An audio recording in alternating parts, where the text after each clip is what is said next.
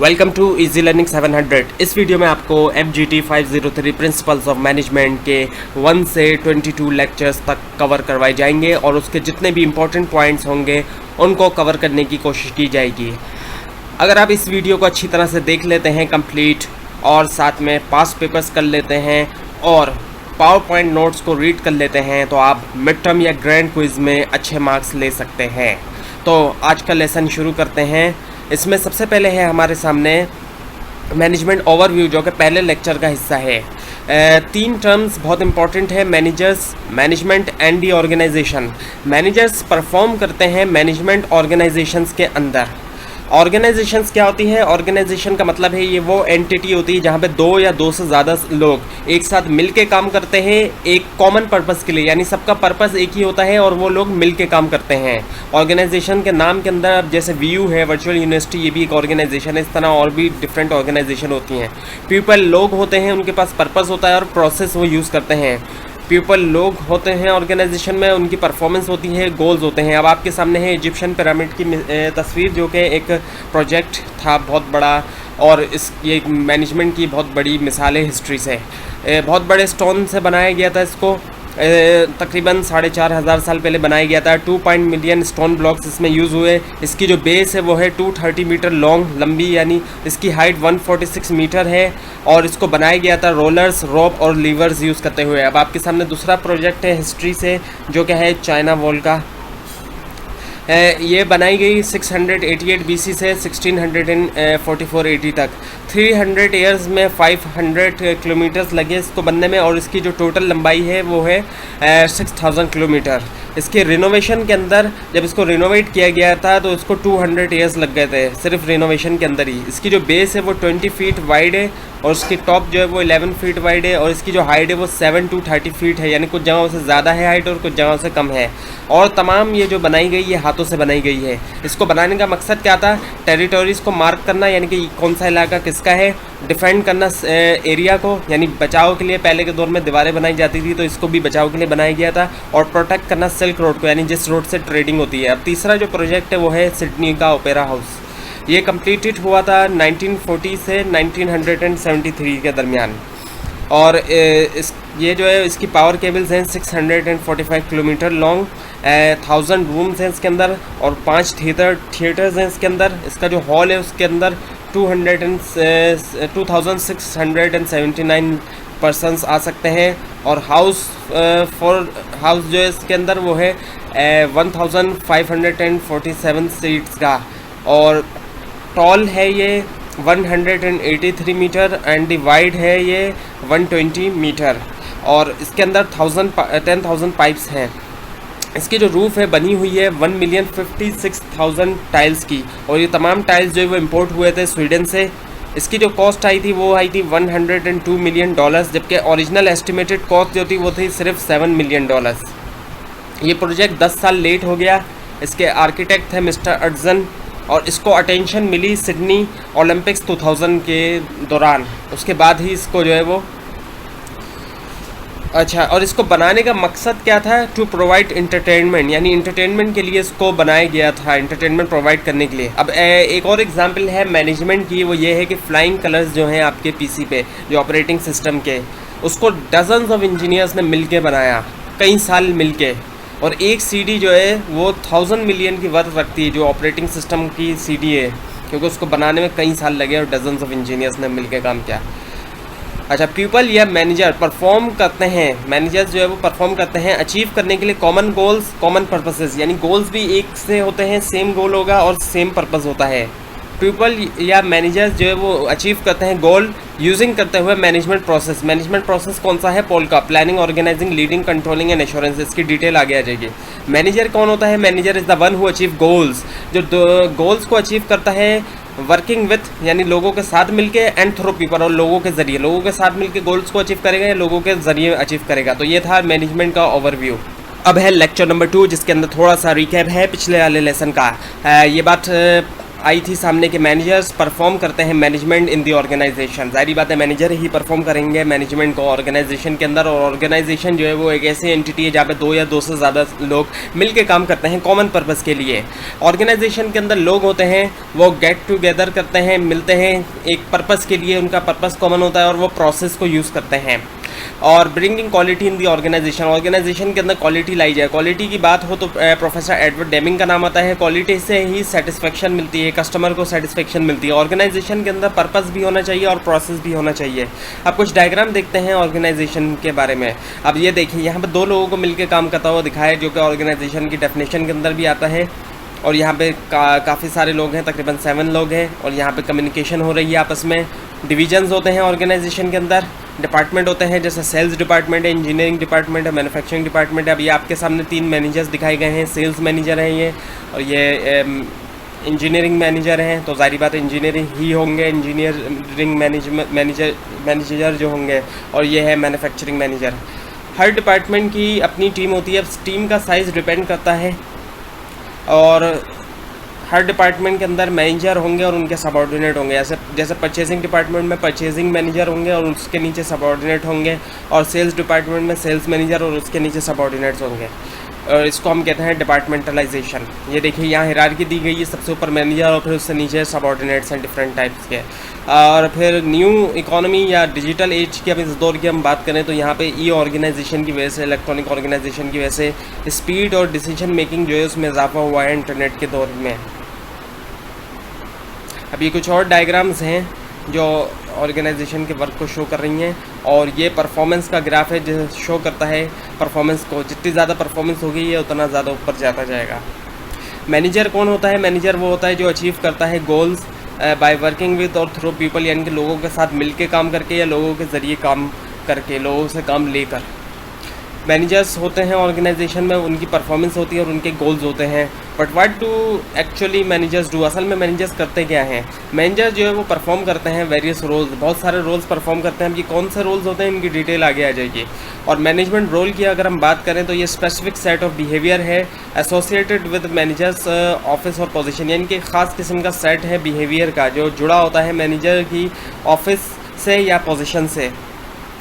तो इस लेसन के अंदर, इस वाले हिस्से के अंदर थे मैनेजमेंट रोल्स। अब है लेसन नंबर 3 जिसके अंदर थोड़ा सा रिकैप है लेक्चर नंबर 2 का। पिछले लेक्चर में पढ़ा था managers perform management in the organisation. Managers perform करते हैं वेरियस रोल्स, ये हेनरी मिट्सबर्ग ने रोल्स दिए हैं। अच्छा, तो रोल्स कौन कौन से हैं? इंटरपर्सनल रोल है, इन्फॉर्मेशनल रोल है और डिसीजनल रोल है। इंटरपर्सनल रोल भी तीन उसके सब रोल हैं, जो कि है फिगर हेड। फिगर हेड कौन क्या है? रिप्रेजेंटेटिव होता है मैनेजर ऑर्गेनाइजेशन का। और लीडर का मतलब ये है मैनेजर जो है वो लीड करता है। लीड करने के अंदर कोचिंग की ज़रूरत पड़े तो कोच भी करता है। और लिजान का मतलब क्या है? एज अ ब्रिज काम करता है। ब्रिज का मतलब ये कि टेक्निकल और नॉन टेक्निकल स्टाफ के दरमियान जो ब्रिज है, टेक्निकल स्टाफ की जो टर्मिनोलॉजीज़ होती हैं वो नॉन टेक्निकल स्टाफ को समझ नहीं आती, तो मैनेजर जो है वो टेक्निकल स्टाफ की टर्मिनोलॉजीज़ नॉन टेक्निकल स्टाफ को समझाता है, और ऐसा जो है वो प्रोजेक्ट मैनेजमेंट के दरमियान होता है। इंटरपर्सनल रोल की डेफिनेशन वैसे क्या है? तो इसका मतलब है कि डेवलप करना और मेंटेन करना पॉजिटिव रिलेशनशिप विद अदर्स, यानी कि पॉजिटिव रिलेशनशिप को डेवलप किया जाए और मेंटेन किया जाए दूसरों के साथ। इन्फॉर्मेशनल रोल क्या होते हैं? इन्फॉर्मेशनल रोल के अंदर 3 रोल हैं। मॉनिटर करना इन्फॉर्मेशन को, नज़र रखना इन्फॉर्मेशन के ऊपर, डिसेमिनेट करना इन्फॉर्मेशन को, यानी कौन सी इन्फॉर्मेशन कहाँ जानी चाहिए, और स्पोक पर्सन का रोल है, यानी पब्लिक के सामने जो है वो करना, जैसे प्रेस कॉन्फ्रेंस होती है उसको कहते हैं स्पोक पर्सन। अब तो इन्फॉर्मेशनल रोल की डेफिनेशन क्या हो सकती है? इसका मतलब है रिसीविंग करना और ट्रांसमिटिंग करना info to other organisation units, यानी कि इन्फॉर्मेशन को रिसीव किया जाए और उसको ट्रांसमिट किया जाए दूसरे ऑर्गेनाइजेशन के यूनिट्स में।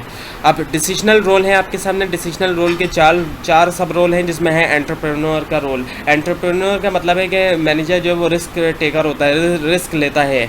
उसके बाद है डिस्टर्बेंस हैंडलर, यानी कहीं पे भी डिस्टर्बेंस हो जाए, एम्प्लॉयज़ के दरमियान हो जाए, किसी मशीनरी में हो जाए तो उसको हैंडल किया जाए।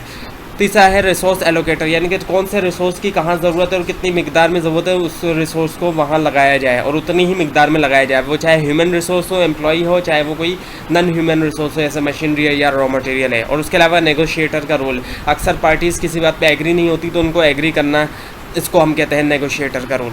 अब इसकी डेफिनेशन क्या है? इसका मतलब है कि सिग्निफिकेंट डिसीजन लेना, यानी इंपॉर्टेंट डिसीजंस लेना, ऐसे डिसीजन लेना जो पूरी ऑर्गेनाइजेशन को असर करते हो, इसको हम कहते हैं डिसीजनल रोल। मैनेजर परफॉर्म करते हैं वेरियस फंक्शंस। अब वो फंक्शन की अगर हम बात करें तो पीटर ड्रगर और हेनरी फेयोल का नाम आ जाता है।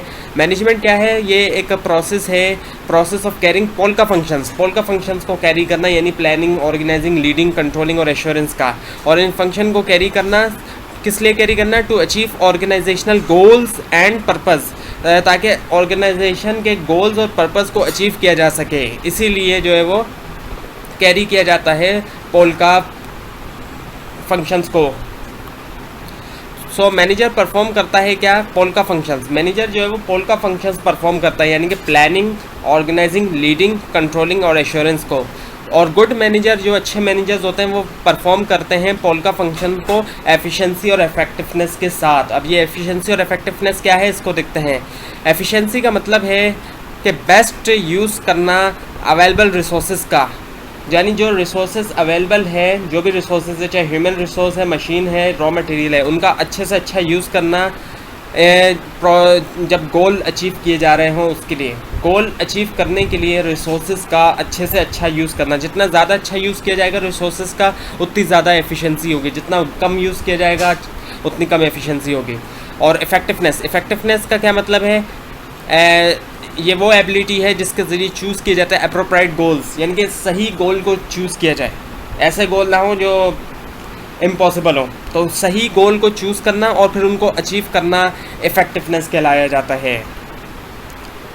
अब है हमारे सामने लेक्चर नंबर 4 और इसमें थोड़ा सा रिकैप है सेशन नंबर 3 का। मैनेजर्स परफॉर्म करते हैं मैनेजमेंट इन दी ऑर्गेनाइजेशन, ये काफ़ी बार आ चुका है।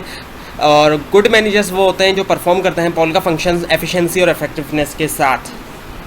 पोल्का फंक्शंस क्या है? प्लानिंग है, ऑर्गेनाइजिंग है, लीडिंग है और कंट्रोलिंग है। अब इसकी डिटेल आपके सामने आएगी आगे जाके।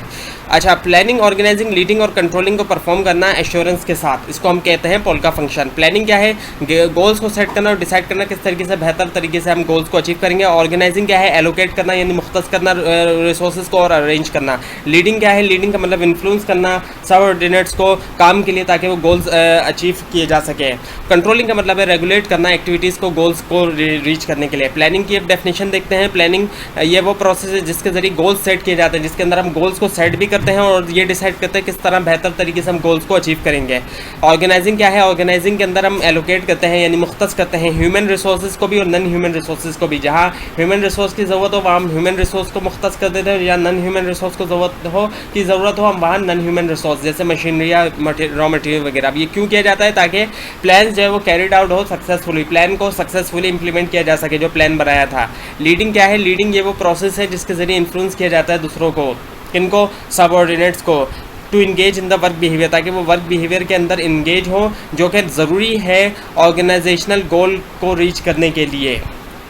कंट्रोलिंग क्या है? कंट्रोलिंग ये वो प्रोसेस है जिसके अंदर रेगुलेशन की जाती है ऑर्गेनाइजेशनल एक्टिविटीज़ की, यानी रेगुलेशन से मुराद ये है कि जो गोल है उसके मुताबिक ऑर्गेनाइजेशनल एक्टिविटी हो रही है नहीं, अगर उससे हट के हो रही है तो उसको रोका जाएगा।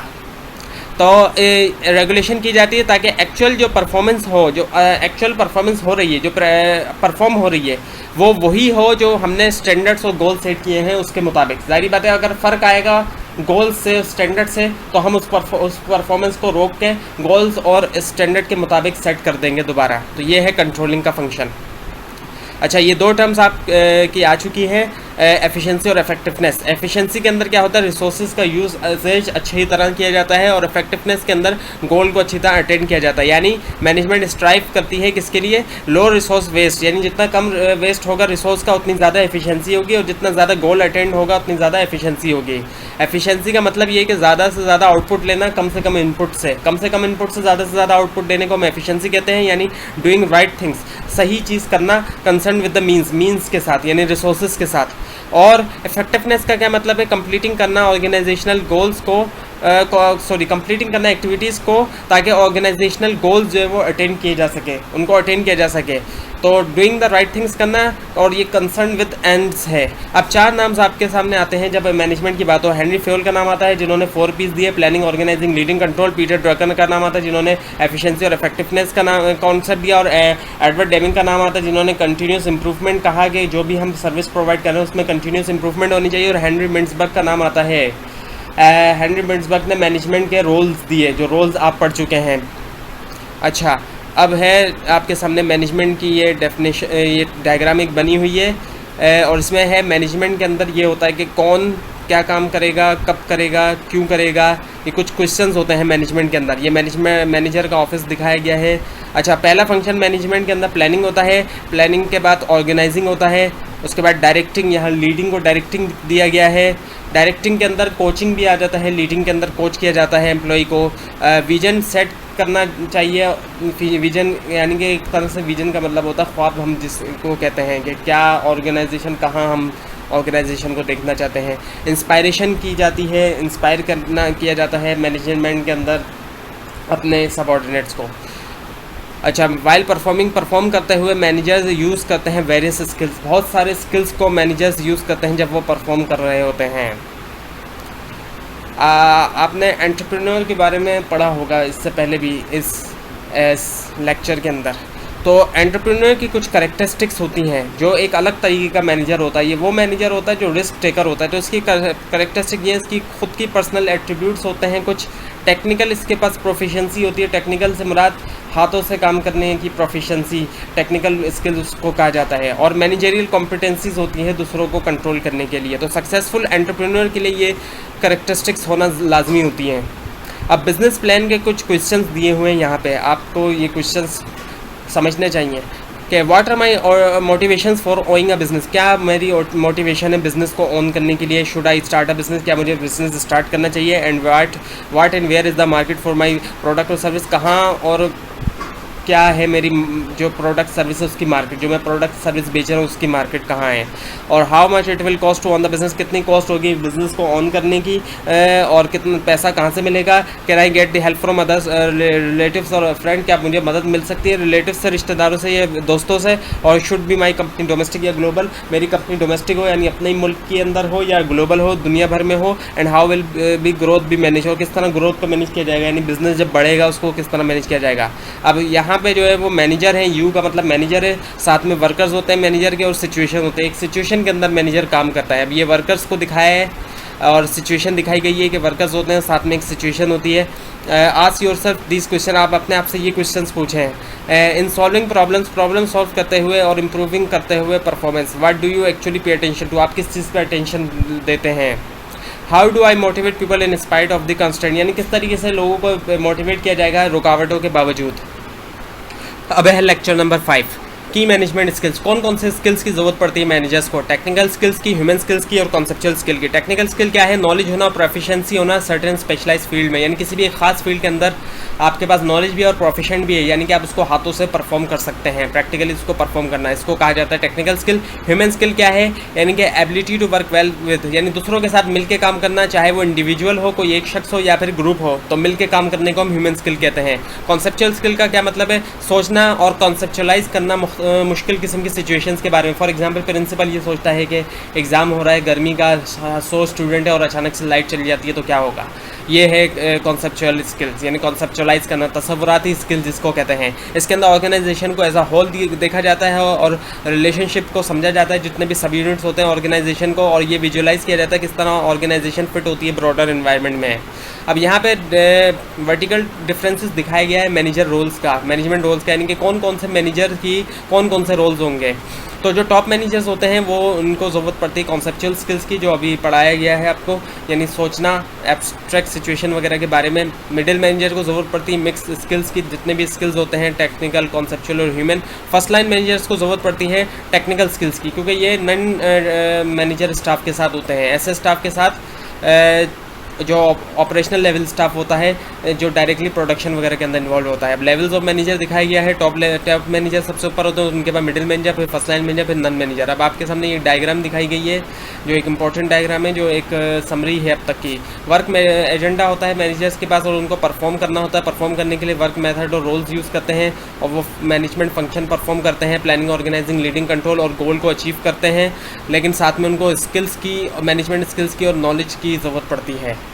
अब आपके सामने दोबारा ये लेवल दिखाए गए हैं मैनेजर्स के। अब इवॉल्विंग स्ट्रक्चर दिखाया गया ऑर्गेनाइजेशन का। 90-80 में क्या था, बहुत ज़्यादा लेवल्स थी ऑर्गेनाइजेशन के अंदर, यानी टॉप लेवल, उससे नीचे लेवल, लोअर लेवल और इस तरह। जबकि 1990s में ये लेवल कम हो गया। फिर इसके बाद 2000 के बाद 2000 और उसके बाद क्या हुआ, डिसेंट्रलाइजेशन होती जा रही है, ये देख सकते हैं। अच्छा, अब यहाँ पे दिखाया गया है टॉप मैनेजर को, ये टॉप मैनेजर है, ये एक्स जो है, और वाई जो है वो मिडिल मैनेजर और जेड जो है वो लोअर लेवल। अब यहाँ पे ओवरलैपिंग कर रहे हैं जहाँ ये दोनों मिल रहे हैं, यानी कि दोनों के काम में सेम है। जहाँ ये ओवरलैपिंग वाला हिस्सा है, इसी तरह ये भी ओवरलैपिंग वाला हिस्सा है। टॉप मैनेजर और मिडिल मैनेजर के अंदर कुछ वर्क ओवरलैप करते हैं और इसी तरह मिडिल मैनेजर और लोअर लेवल के अंदर कुछ वर्क ओवरलैप करते हैं। अब यहाँ हायरार्की दिखाई गई है, टॉप मैनेजर सबसे ऊपर, फिर मिडिल मैनेजर, फिर फर्स्ट लाइन मैनेजर, फिर वर्क ग्रुप।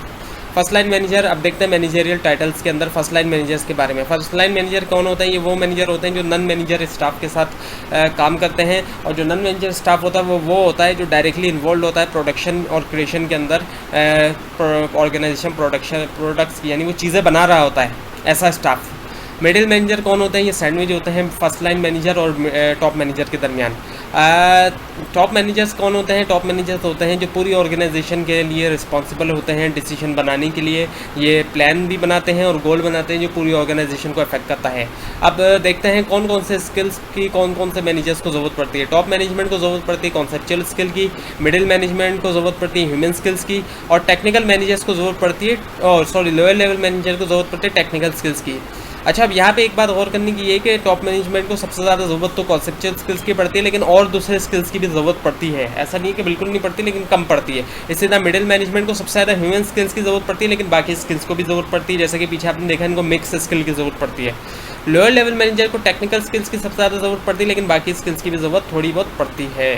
अब हॉरिजॉन्टल मैनेजमेंट रोल्स देखते हैं, मुख्तलिफ मैनेजर्स के मुख्तलिफ रोल्स। एंटरप्रेन्योरल मैनेजर जो होता है उसका ग्रोथ के ऊपर फोकस होता है। फंक्शनल मैनेजर का स्पेसिफिक फोकस होता है, टेक्निकल होता है फोकस। जनरल मैनेजर जो होता है वो जनरल होता है, जारी बात है, तो इसी वजह से उसका ब्रॉड होता है उसका फोकस, और साथ में उसका पूरी ऑर्गेनाइजेशन की उसके पास रिस्पॉन्सिबिलिटी होती है। और जो प्रोजेक्ट मैनेजर होता है वो इंटीग्रेटिव होते हैं और टीम फोकस होते हैं, क्योंकि उनको टीम मिलती है प्रोजेक्ट्स के लिए। अब मैनेजर जो है वो क्रॉस रोड पे होता है। अब एक केस स्टडी दिया गया है जिसका आपने सॉल्व करना है, आपने आंसर देने की कोशिश करनी है। और एक ऑर्गेनाइजेशन है ABC, जो कि IT कंपनी है जो सॉफ्टवेयर बनाती है, इंटरनेशनल मार्केट में एक्सपोर्ट करती है। .com क्राइसिस की वजह से क्या हुआ, उसकी एक्सपोर्ट मार्केट से ख़त्म हो गई, और बहुत से जब बजट बनाया गया था तो एक्सपेक्टेड इनकम जो थी एक्सपोर्ट की उसको भी शामिल किया गया था बजट के अंदर। तो इसकी वजह से क्या हमारे सामने बात आई कि एक बहुत बड़ा नुकसान हुआ है इस कंपनी को। अब जो नुकसान हुआ है इस कंपनी को वो ये है कि आपने अगर GM होते इस कंपनी के तो आप क्या फ़ैसला करते हैं, अब आपने ये सोचना है। अब देखते हैं मैनेजरियल कॉम्पिटेंसी, क्या क्या कॉम्पिटेंसी होनी चाहिए मैनेजर को के अंदर। कम्युनिकेशन कॉम्पिटेंसी होनी चाहिए, यानी कि कम्युनिकेशन अच्छी होना। प्लानिंग एंड एडमिनिस्ट्रेटिव कॉम्पिटेंसी होनी चाहिए, प्लान बनाना, एडमिनिस्ट्रेट करना। स्ट्रेटेजिक एक्शन की कॉम्पिटेंसी होनी चाहिए। सेल्फ मैनेजमेंट, यानी अपने आप को भी मैनेज करे मैनेजर। ग्लोबल अवेयरनेस कॉम्पिटेंसी होनी चाहिए, दुनिया भर के बारे में अवेयरनेस होनी चाहिए। और टीम वर्क, यानी मिलके काम करने की। और साथ में मैनेजरियल इफेक्टिवनेस भी हो इन सब चीज़ों के साथ। अच्छा, 21st सेंचुरी मैनेजमेंट के अंदर क्या हुआ, 21st सेंचुरी में क्या क्या हुआ, चेंज आए, बहुत ज़्यादा इनोवेशन हुए, ईजाद हुई कई सारी चीज़ें, मार्केट्स में चेंज आया, टेक्नोलॉजी बहुत ज़्यादा आ गई, डाइवर्सिटी आ गई, मार्केट्स के अंदर भी डाइवर्सिटी आई, प्रोडक्ट में भी आ गई और स्टाफ में भी आई। ग्लोबलाइजेशन हो गई, अब नेशनल बॉर्डर तक लिमिट नहीं रहे, और क्वालिटी एंड ऑर्गेनाइजेशनल डेवलपमेंट आ गई। क्वालिटी के ऊपर भी फोकस है और ऑर्गेनाइजेशनल डेवलपमेंट भी। मैनेजिंग डाइवर्सिटी क्या है और क्यों होनी चाहिए, या आपने जवाब देना है। डाइवर्सिटी से मुरादी यही है कि मुख्तलिफ तरह के लोग काम करते हैं, और ग्लोबल पर्सपेक्टिव यानी बॉर्डर्स जो है वो लिमिटेड नहीं रहे अब बिज़नेस करने के लिए। ये भी क्या है और क्यों है।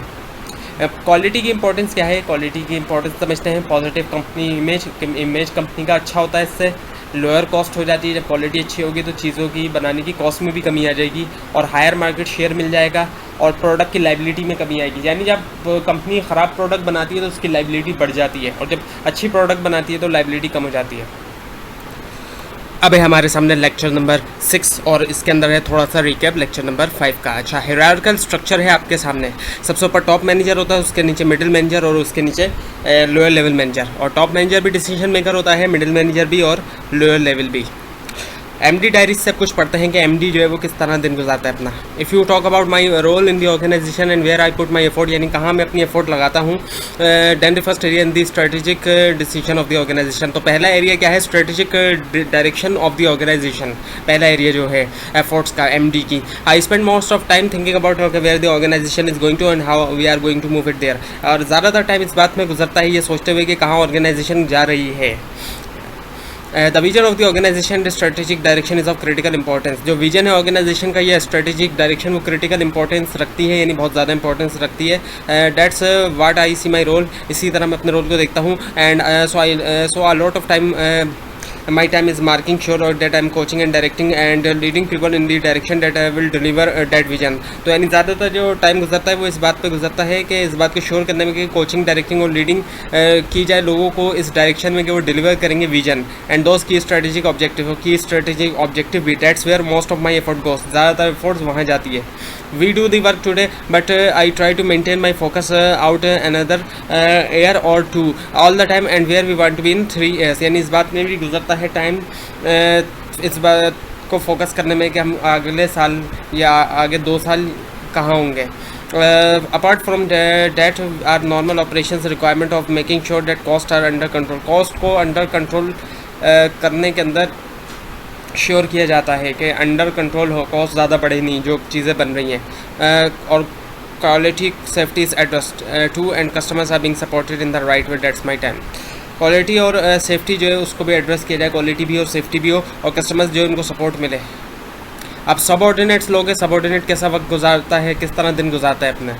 Being the first line manager means okay you are meat in the sandwich. First line manager का मतलब है कि आप मीट हैं सैंडविच के अंदर एक तरह से। You have the responsibilities for the subordinate and you are also a subordinate, यानी कि आप खुद भी सबऑर्डिनेट है और आपके ऊपर रिस्पॉन्सिबिलिटी भी है सबऑर्डिनेट की। Since I was promoted from the ranks non manager I face number of the challenges those who were friends and colleagues yesterday और were all of certain individuals I needed to direct. जो colleagues थे promotion होने की वजह से अब उनको direction देना ज़रूरी पड़ गया मेरे लिए। I needed to deal with the personal internal conflict of what was the best for the firm and what was for best for my subordinate. जो I needed to deal with the personal conflict. अच्छा, personal conflict से deal करना पड़ा कि क्या firm के लिए best है और क्या सबऑर्डिनेट के लिए बेस्ट है मेरे। What was comfortable for me and what was satisfying senior management. क्या कंफर्टेबल है मेरे लिए और क्या सेटिस्फाई कर रहा है सीनियर मैनेजमेंट को। Another issue was that I had to manage senior individuals with greater experience. और सीनियर इंडिविजुअल्स को भी मैनेज करना पड़ेगा जिनके पास बहुत ज़्यादा एक्सपीरियंस है, ये भी एक इशू है। And knowledge of the business then I had, और बिज़नेस की नॉलेज भी उनके पास है जो मेरे पास है उससे ज़्यादा। I am trying to keep balance between colleagues, customers and the administrative and reporting function that senior management required, और मैं बैलेंस करके चलता हूँ। अच्छा, पॉइंटरिंग आइडियाज़ इन मैनेजमेंट हैं। Yes, management yesterday and today, आज कल की और आज की मैनेजमेंट के अंदर फ़र्क है। लिंक्स टू, अच्छा मैनेजमेंट जो है वो अदर फील्ड से ऑफ स्टडी से जुड़ी हुई है। कई सारी फील्ड्स हैं जिनका इनपुट है मैनेजमेंट के अंदर, जैसे इकोनॉमिक्स है, इकोनॉमिक्स की चीज़ें मैनेजमेंट के अंदर शामिल हैं। सोशियोलॉजी की चीज़ें हैं, साइकोलॉजी की, पॉलिटिकल साइंस और मैथ्स एंड स्टेट की तो काफ़ी चीज़ें शामिल हैं मैनेजमेंट के अंदर। ये तमाम फील्ड्स जो है वो मैनेजमेंट के अंदर इनपुट शामिल किया गया है, इनकी चीज़ें शामिल की गई हैं, थ्योरीज़ वगैरह और डिफरेंट चीज़ें मैनेजमेंट को इम्प्रूव करने के लिए। अब मैनेजमेंट थ्योरीज़ आपके सामने दी हुई हैं, ये इसमें एक समरी दी हुई है। सबसे पहले प्री क्लासिकल थ्योरीज़ हैं, फिर क्लासिकल व्यू पॉइंट आया, और क्लासिकल के अंदर भी 3 तरह की थ्योरीज़ हैं। फिर बिहेवियरल व्यू पॉइंट आया, उसमें 4 तरह की थ्योरीज़ है। फिर क्वांटिटेटिव व्यू पॉइंट आया, उसमें 3 तरह की थ्योरीज़ है। एंड कॉन्टेम्प्रेरी व्यू पॉइंट आया, उसमें भी 3 तरह की और थ्योरीज़ हैं। प्री क्लासिकल थ्योरीज़ कौन कौन सी हैं? पिरामिड एंड वर्ल्ड्स, जिसके बारे में आप पहले लेसन में पढ़ चुके हैं इस वीडियो की। और फिर एडम स्मिथ है 1776 में। फिर इंडस्ट्रियल रेवोल्यूशन प्रायर टू 1900 से पहले जो है फिर क्लासिकल आया था, प्री क्लासिकल के बाद वो है scientific management, bureaucratic management, administrative management. फिर बिहेवियरल थ्योरीज आती हैं, हॉथन एक्सपेरिमेंट्स है, ह्यूमन रिलेशंस व्यू है, एंड बिहेवियरल साइंस है। फिर क्वांटिटेटिव व्यू पॉइंट जिसमें ऑपरेशन रिसर्च है, ऑपरेशंस मैनेजमेंट है और MIS है। फिर कंटेम्प्रेरी थ्योरीज में आता है system theory, contingency theory, emerging theory, जिसके अंदर Z theory, Z TQM KM and LO आता है। अब प्री क्लासिकल के अंदर हमारे सामने है pyramids and wall, Adam Smith, industrial revolution prior to 1900s। तो अब पिरामिड्स एंड वॉल क्या है, जो पहले भी आ चुका है, ये 500 से 5000 ईयर अगो, यानी कि 500 से 5000 साल पहले की बात है ये। और एडम स्मिथ की अगर हम बात करें तो ये है 1776 में डिवीजन ऑफ लेबर का कॉन्सेप्ट। यानी डिवीजन ऑफ लेबर का क्या मतलब है, ब्रेक डाउन कर लेना जॉब्स को, यानी कामों को ब्रेक डाउन कर लेना, यानी हिस्सों में तोड़ देना, into narrow and repetitive task. इस तरीके से कि रेपिटेटिव टास्क हो, यानी कि 8 जॉब्स हैं, 8 तरह के अगर काम हैं और 8 ही वर्कर हैं, तो 8 वर्कर को तमाम जितने भी 8 वर्कर हैं उनको एक एक जॉब दे दी जाए, ताकि वो बार बार एक ही काम करेंगे तो उससे उनकी एफिशिएंसी बढ़ेगी और वो तेज़ी के साथ काम करते चले जाएंगे। अगर एक वर्कर से ज़्यादा काम करवाए जाएंगे, एक से ज़्यादा, तो उसका काम में स्लो आता जाएगा। अच्छा, अर्ली मैनेजमेंट आइडियाज़ की बात करें तो 3 नाम हमारे सामने आते हैं, Robert Owen, Charles Babbage and the Henry R Towne. Robert Owen का क्या कहना था, रॉबर्ट ओवन ने इस बात को एडवोकेट किया कि वर्किंग और लिविंग कंडीशंस जो है वो एम्प्लॉयज़ की, यानी क्या मतलब, यानी कि ऑर्गेनाइजेशन एक तरफ एम्प्लॉयज़ को ऑर्गेनाइजेशन के अंदर तो फैसिलिटी प्रोवाइड करती ही है, उनको जो भी उनकी फैसिलिटीज़ होती हैं, जो भी आप जैसे लंच ब्रेक है वो सब वगैरह भी प्रोवाइड करती है टाइमिंग। साथ में जहाँ और रह रहे हैं एम्प्लॉयज़, उस इलाके की सड़क वगैरह सही होना, ये भी ऑर्गेनाइजेशन की जिम्मेदारी है। तो ये कॉन्सेप्ट दिया है रॉबर्ट ओवन ने। अब है लेक्चर नंबर 7। हम ब्रिज बिल्ड कर रहे हैं मैनेजमेंट यस्टरडे और टुडे के दरमियान। अभी आपके सामने मैनेजमेंट थ्योरीज का दोबारा जो है ये चार्ट मौजूद है। अर्ली मैनेजमेंट आइडियाज़ में आप रॉबर्ट ओवन के बारे में पढ़ चुके हैं पिछले लेक्चर के हिस्से में, और फिर चार्ल्स बाबेज हैं और Henry R Towne. Charles Babbage का नाम आपने सुना होगा, बचपने में भी पढ़ा होगा स्कूल के अंदर, और जो IT या कंप्यूटर साइंस के स्टूडेंट हैं उन्होंने यूनिवर्सिटी लेवल पे भी पढ़ा होगा, डिग्री लेवल पे जाके। अच्छा, चार्ल्स बाबेज ने जो है वो पहला जो है वो मैकेनिकल कैलकुलेटर बिल्ड किया, और ये फादर ऑफ कंप्यूटर भी के नाम से भी जाना जाता है इनको। और इन्होंने आइडियाज़ दिए वर्क स्पेशलाइजेशन के ऊपर, प्रोडक्शन के ऊपर, एफिशिएंसी के ऊपर, कॉस्टिंग के ऊपर, इंसेंटिव के ऊपर। इंसेंटिव यानी इंसेंटिव पे किया जाए, जो वर्कर अच्छा काम कर रहे हैं उनको कुछ इंसेंटिव पे किया जाए, और प्रॉफिट शेयरिंग प्लान भी हो, यानी कि कंपनी जब प्रॉफिट अच्छा अर्न कर रही है तो वर्कर की मदद से कर रही है, तो वर्कर को भी उसका हिस्सा दिया जाए। अब प्री क्लासिकल के अंदर हमारे सामने industrial revolution prior to 1900, machine power versus human power, यानी अब इसके अंदर ये बात सामने आई इंडस्ट्रियल रेवोल्यूशन के अंदर कि अब जो प्रोडक्शन वगैरह होगी वो घर में नहीं होगी बल्कि फैक्ट्रीज़ में होगी, और मशीन का इस्तेमाल किया जाएगा, क्योंकि जो हाथों से इंसान काम करता है उसके अंदर बहुत टाइम लगता है। महीनों में जो चीज़ बनती है वो चीज़ हफ्तों में या दिनों में बन सकती है। अगर हम अर्ली कॉन्ट्रीब्यूशंस को असेस करें तो उसके अंदर हमारे सामने ये बात आती है कि अनकोऑर्डिनेटेड एफर्ट्स है, और जो कंट्रीब्यूशन हुई वो स्पेसिफिक प्रॉब्लम्स के रिलेटेड थी, और management as a separate field नहीं आई, और as a separate field separate skilled और सेपरेट फील्ड नहीं आई, यानी एक तरह से ईजाद नहीं हुई एज अ सेपरेट फील्ड या स्किल जब तक हेनरी टाउन तक। हेनरी टाउन जो थे उसी के बाद ही मैनेजमेंट जो है वो एक सब्जेक्ट के तौर पे एज अ डिफरेंट फील्ड सामने आई, प्रिंसिपल्स ऑफ मैनेजमेंट या फिर मैनेजमेंट साइंस के रूप में जो है वो हमारे सामने आई। क्लासिकल मैनेजमेंट थ्योरीज़ के अंदर हमारे सामने है साइंटिफिक मैनेजमेंट, ब्यूरोक्रेटिक मैनेजमेंट और administrative management. Classical view point क्या है, क्लासिकल व्यू पॉइंट जो है वो एम्फसाइज करता है फाइंडिंग वेज में to manage work and organisation more efficiently, यानी इसके अंदर वर्क और ऑर्गेनाइजेशन दोनों को एफिशिएंटली मैनेज करने के बारे में जो है वो वेज फाइंड किए जाते हैं। जबकि जो प्री क्लासिकल था उसमें सिर्फ वर्क की बात हो रही थी, यहाँ पे वर्क और ऑर्गेनाइजेशन दोनों हैं। क्लासिकल जो थ्योरिस्ट हैं उनमें है हमारे सामने साइंटिफिक मैनेजमेंट के theorist Frederick Taylor, Frank and Lillian Gilbert, Henry Gantt, उसके अलावा ब्यूरोक्रेटिक मैनेजमेंट में मैक्स वेबर, और फिर एडमिनिस्ट्रेटिव मैनेजमेंट में हेनरी फेयोल। अब जो फ्रेडरिक टेलर हैं इन्होंने पब्लिश की book principles of scientific management की 1911 में, और फ्रेडरिक टेलर ने ही जो है वो हेनरी आर टाउन को सुना था लेक्चर हेनरी आर टाउन का। और फ्रेडरिक टेलर की जो साइंटिफिक मैनेजमेंट की थ्योरी है उसके मुताबिक साइंटिफिक मेथड को यूज़ किया जाए ये डिटरमाइन करने के लिए one best way for a job to be done. कोई एक अच्छा तरीका जो है वो काम को करने के लिए डिटरमाइन किया जाए साइंटिफिक मेथड्स को यूज़ करते हुए। साइंटिफिक मैनेजमेंट है क्या? एक अप्रोच है। ये एक ऐसी अप्रोच है जो फोकस करती है scientific study of work method, scientific study जो है वो वर्क मेथड्स की साइंटिफिक स्टडी के ऊपर, ताकि इम्प्रूव की जा सके वर्कर्स की एफिशिएंसी। जो वर्कर काम करें उनकी एफिशिएंसी, यानी कम टाइम में वो ज़्यादा काम कर सकें, ज़्यादा चीज़ें बना सकें। अब 4 प्रिंसिपल्स दिए फ्रेडरिक टेलर ने साइंटिफिक मैनेजमेंट के। वो क्या थे?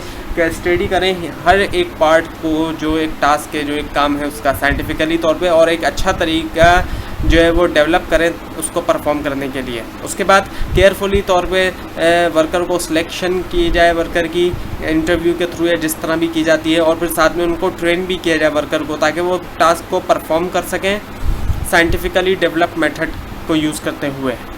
और उसके अलावा तीसरा है कॉर्पोरेट फुली करें वर्कर के साथ, पूरी तरह से उनके साथ कॉर्पोरेशन करें, और ताकि इंश्योर करें कि वो प्रॉपर मेथड यूज़ करते हैं।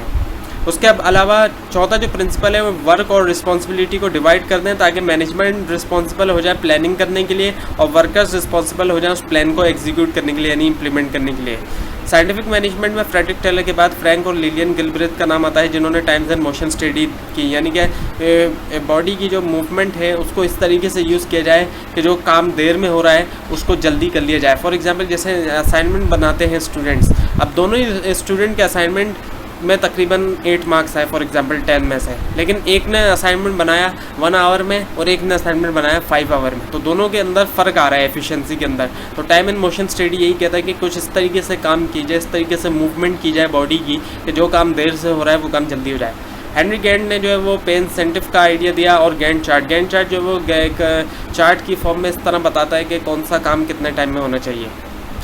और इंसेंटिव की भी बात की कि इंसेंटिव मिलना चाहिए वर्कर को जो अच्छा काम करे उस पर।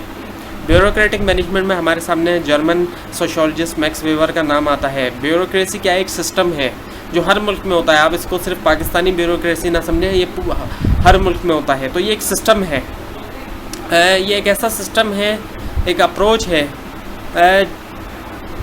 जो एम्फेसाइज करती है ऑर्गेनाइजेशन की नीड को, ताकि ऑर्गेनाइजेशन जो है वो ऑपरेट करे रैशनल मैनर के ऊपर, रैशनल मैनर पे ऑपरेट करें, ना कि ऑनर्स की या मैनेजर्स की अपनी ख्वाहिशात हो, रैशनल तरीके से हो, ना कि ख्वाहिशात के ऊपर ना हो ऑर्गेनाइजेशन, तो रैशनली ऑपरेशन हो सके ऑर्गेनाइजेशन का।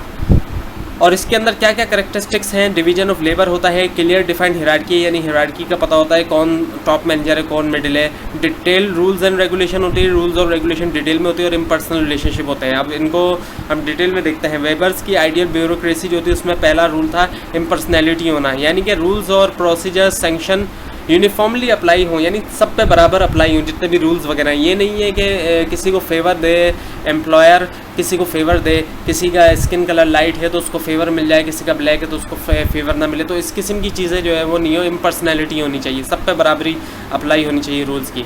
उसके अलावा फॉर्मल रूल्स एंड प्रोसीजर हो, यानी कि रियल रूल्स जो है वो रिटर्न शुड बी स्पेसिफाइड हो टू वर्क बिहेवियर, एक स्पेसिफाई होना चाहिए रूल्स जो है वो to specify the work behavior desired from organization members and ensuring uniformity, और uniformity हो उसके अंदर।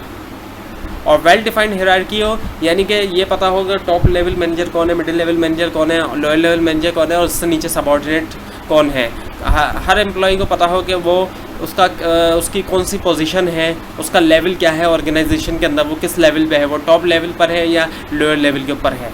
स्पेशलाइजेशन होनी चाहिए लेबर की, यानी कि जो एडम स्मिथ ने जिस तरह का कॉन्सेप्ट दिया था डिवीजन ऑफ लेबर का, उसी तरह से यहाँ भी स्पेशलाइजेशन वाली बात आई थी कि जो टास्क जो जॉब है वो ब्रोकन डाउन हो जाए, हिस्सों में टूट जाए, यानी कि हर वर्कर को जो है वो उसकी स्पेशलिटी के मुताबिक काम कर मिल जाए, कि एक स्पेशलाइजेशन रोल मिल जाए, वो उसी काम को बार बार करे जो उसकी स्पेशलिटी है, स्पेशलिस्ट है जिस फील्ड का वो काम करे।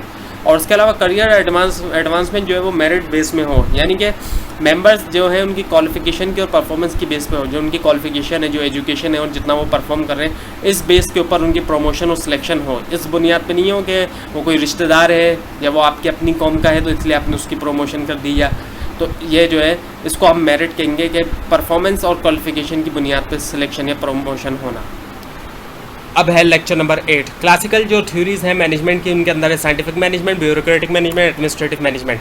एडमिनिस्ट्रेटिव मैनेजमेंट जो है वो हेनरी फ्योल ने दी। ये माइनिंग इंजीनियर थे और उसके बाद एमडी बन गए 1888 में। एक फ्रेंच इंडस्ट्रियलिस्ट थे और इनकी माइनिंग और मेटलर्जिकल की जो कंपनी है, कॉर्पोरेशन है, वो अभी भी मौजूद है सेंट्रल फ्रांस के अंदर। एज अ टॉप मैनेजर काम करते हुए हेनरी फ्योल ने डेवलप की मैनेजमेंट थ्योरी, ऐसी थ्योरी जो उन इंडिविजुअल्स को सिखानी चाहिए जिनके पास एडमिनिस्ट्रेटिव रिस्पॉन्सिबिलिटी है, यानी कि ये एडमिनिस्ट्रेटिव मैनेजमेंट की थ्योरी। फ्योल ने आइसोलेटेड कर दी मेन एक्टिविटी टाइप्स जो है इंडस्ट्री के अंदर और बिजनेस के अंदर, और फ्योल ने आइडेंटिफाई किए 5 पॉइंट्स। वो क्या थे? प्लानिंग, ऑर्गेनाइजिंग, कमांडिंग, कोऑर्डिनेटिंग और कंट्रोलिंग। यहाँ देख सकते हैं आप इन 5 पॉइंट्स को। अब एडमिनिस्ट्रेटिव मैनेजमेंट है क्या? ये वो अप्रोच है जो फोकस करती है उन प्रिंसिपल्स के ऊपर जो मैनेजर्स यूज़ करते हैं ताकि कोऑर्डिनेट कर सकें ऑर्गेनाइजेशन की इंटरनल एक्टिविटीज़ को, जो अंदरूनी एक्टिविटीज़ हैं। फ्योल ने 14 प्रिंसिपल्स ऑफ मैनेजमेंट दिए जो बहुत इंपॉर्टेंट है, आपके एग्ज़ाम में भी आ सकते हैं। तो अब इनको एक एक करके देखते हैं हम। ये 14 प्रिंसिपल्स हैं। पहला है डिवीजन ऑफ वर्क, यानी कि वर्क को स्पेशलाइजेशन के मुताबिक डिवाइड कर दिया जाए ताकि एफिशिएंसी बढ़े वर्कर की। जो भी उसकी स्पेशलिटी है उसके मुताबिक उसको एक कम दे दिया जाए ताकि वो बार बार करेगा तो उसकी एफिशिएंसी होगी। और अथॉरिटी होनी चाहिए, ज़ाहिर बात है अथॉरिटी होनी चाहिए, यानी राइट टू गिव पावर, दूसरों को पावर देना, इस चीज़ की जो अथॉरिटी होनी चाहिए। और अथॉरिटी के साथ रिस्पॉन्सिबिलिटी भी आती है। डिसिप्लिन होना चाहिए, स्मूथ रन करने के लिए ऑर्गेनाइजेशन को डिसिप्लिन होना चाहिए। यूनिटी ऑफ कमांड होनी चाहिए, यानी एक एम्प्लॉय को एक ही मैनेजर डायरेक्शन दे रहा हो, ये नहीं हो कि कई सारे मैनेजर्स डायरेक्शन दे रहे हो, तो फिर तो वो कंफ्यूज हो जाएगा। यूनिटी ऑफ डायरेक्शन होनी चाहिए, यानी कि डायरेक्शन का मतलब तमाम जो एक्टिविटीज़ हैं वो उनका ऑब्जेक्टिव जो है वो सेम होना चाहिए। Subordination of individual interest to general interest, यानी कि जो एम्प्लॉय का अपना इंटरेस्ट है वो उसको कम अहमियत दे, ऑर्गेनाइजेशन के जो इंटरेस्ट और गोल हैं उनको ज़्यादा अहमियत दे। रेम्यूनरेशन होनी चाहिए, यानी कि कंपनसेशन वगैरह, यानी सैलरी या वेजेस होनी चाहिए, वो फेयर होनी चाहिए एम्प्लॉय की भी और एम्प्लॉयर की भी। सेंट्रलाइजेशन होनी चाहिए, यानी कि अमाउंट ऑफ सेंट्रलाइजेशन और डिसेंट्रलाइजेशन ये डिपेंड करता है कि कितनी सिचुएशन के ऊपर कितनी सेंट्रलाइजेशन हो या कितनी ना हो, ताकि ऑप्टिमम यूज़ किया जाए जो भी कैपेबिलिटीज़ हैं पर्सनल उनकी। स्केलर चेन होनी चाहिए, यानी कि हायरार्की होनी चाहिए टॉप टू बॉटम, यानी टॉप मैनेजर ये, मिडिल ये और लोअर ले ये। और डिफाइन होने चाहिए कम्युनिकेशन पाथ के, कम्युनिकेशन किस तरह मूव करेगी। लेकिन और हॉरिजॉन्टल कम्युनिकेशन को भी इसके अंदर इनकरेज किया जाता है, as long as the manager in the chain are keeped inform, जब तक जितना जो है वो मैनेजर जो है वो कीप्ड इन्फॉर्म रहते हैं। ऑर्डर होना चाहिए, जितने भी सामान हैं उसको एक अपनी अपनी जगह पे रखा होना चाहिए, और साथ में जो काम करने वाले हैं उनका भी ऑर्डर होना चाहिए कि राइट पर्सन हो राइट प्लेस पे। जिस शख्स की जो जगह है, जो जॉब की सही जगह है, वो वहाँ जॉब कर रहा हो, वो उस डिपार्टमेंट में मौजूद हो। इक्विटी होनी चाहिए, एम्प्लॉई को ट्रीट करना चाहिए काइंडनेस के साथ और जस्टिस के साथ। स्टेबिलिटी होनी चाहिए पर्सनल टेन्योर की, यानी कि ज़्यादा से ज़्यादा लोग अगर जॉब छोड़ के जाएंगे तो स्टेबिलिटी ख़राब हो जाएगी पर्सनल टेन्योर की, तो हाई टर्नओवर को रोकना चाहिए। इनिशिएटिव होना चाहिए, मैनेजर को इनकरेज करना चाहिए, डेवलप करना चाहिए सबऑर्डिनेट को कि वो इनिशिएट लें।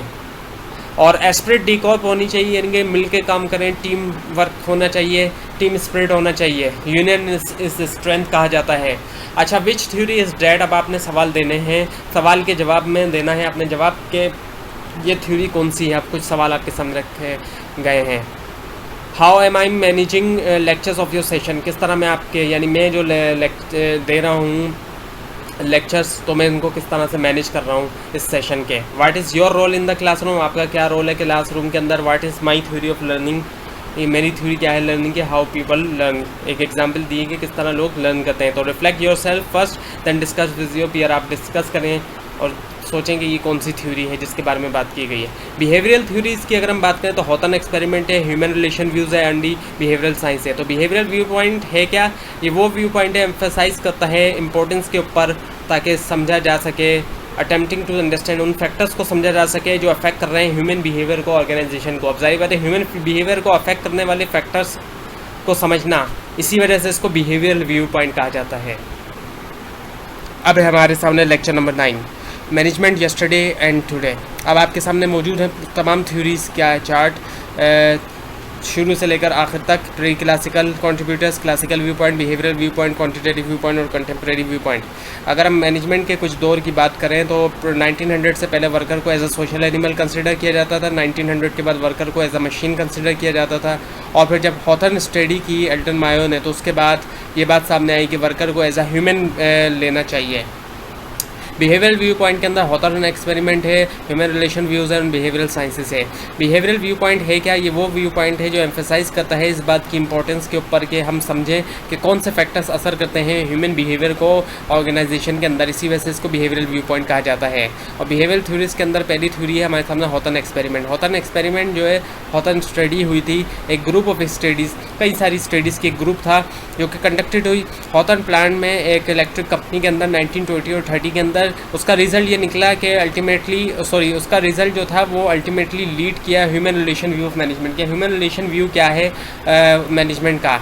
अब ये जो स्टडी कंडक्ट हुई वो 3 सेट ऑफ एक्सपेरिमेंट के अंदर हुई और इसमें जो क्वेश्चन था वो ये था कि किस तरीके से प्रोडक्टिविटी वेरी करती है, फ़र्क आता है मुख्तलिफ एनवायरमेंटल फैक्टर्स को चेंज करने से। जैसे लाइट चेंज करने से क्या असर होता है, हीट से क्या असर होता है, रूम कलर से, सोशल इंट्रैक्शन से ग्रुप मेंबर के अंदर। तो उसका जवाब ये मिला कि प्रोडक्टिविटी जो है लार्जली फंक्शन है वर्कर्स के एटीट्यूड से। एटीट्यूड से प्रोडक्टिविटी के ऊपर फ़र्क पड़ता है, बाकी चीज़ों से ऊपर फ़र्क नहीं पड़ता।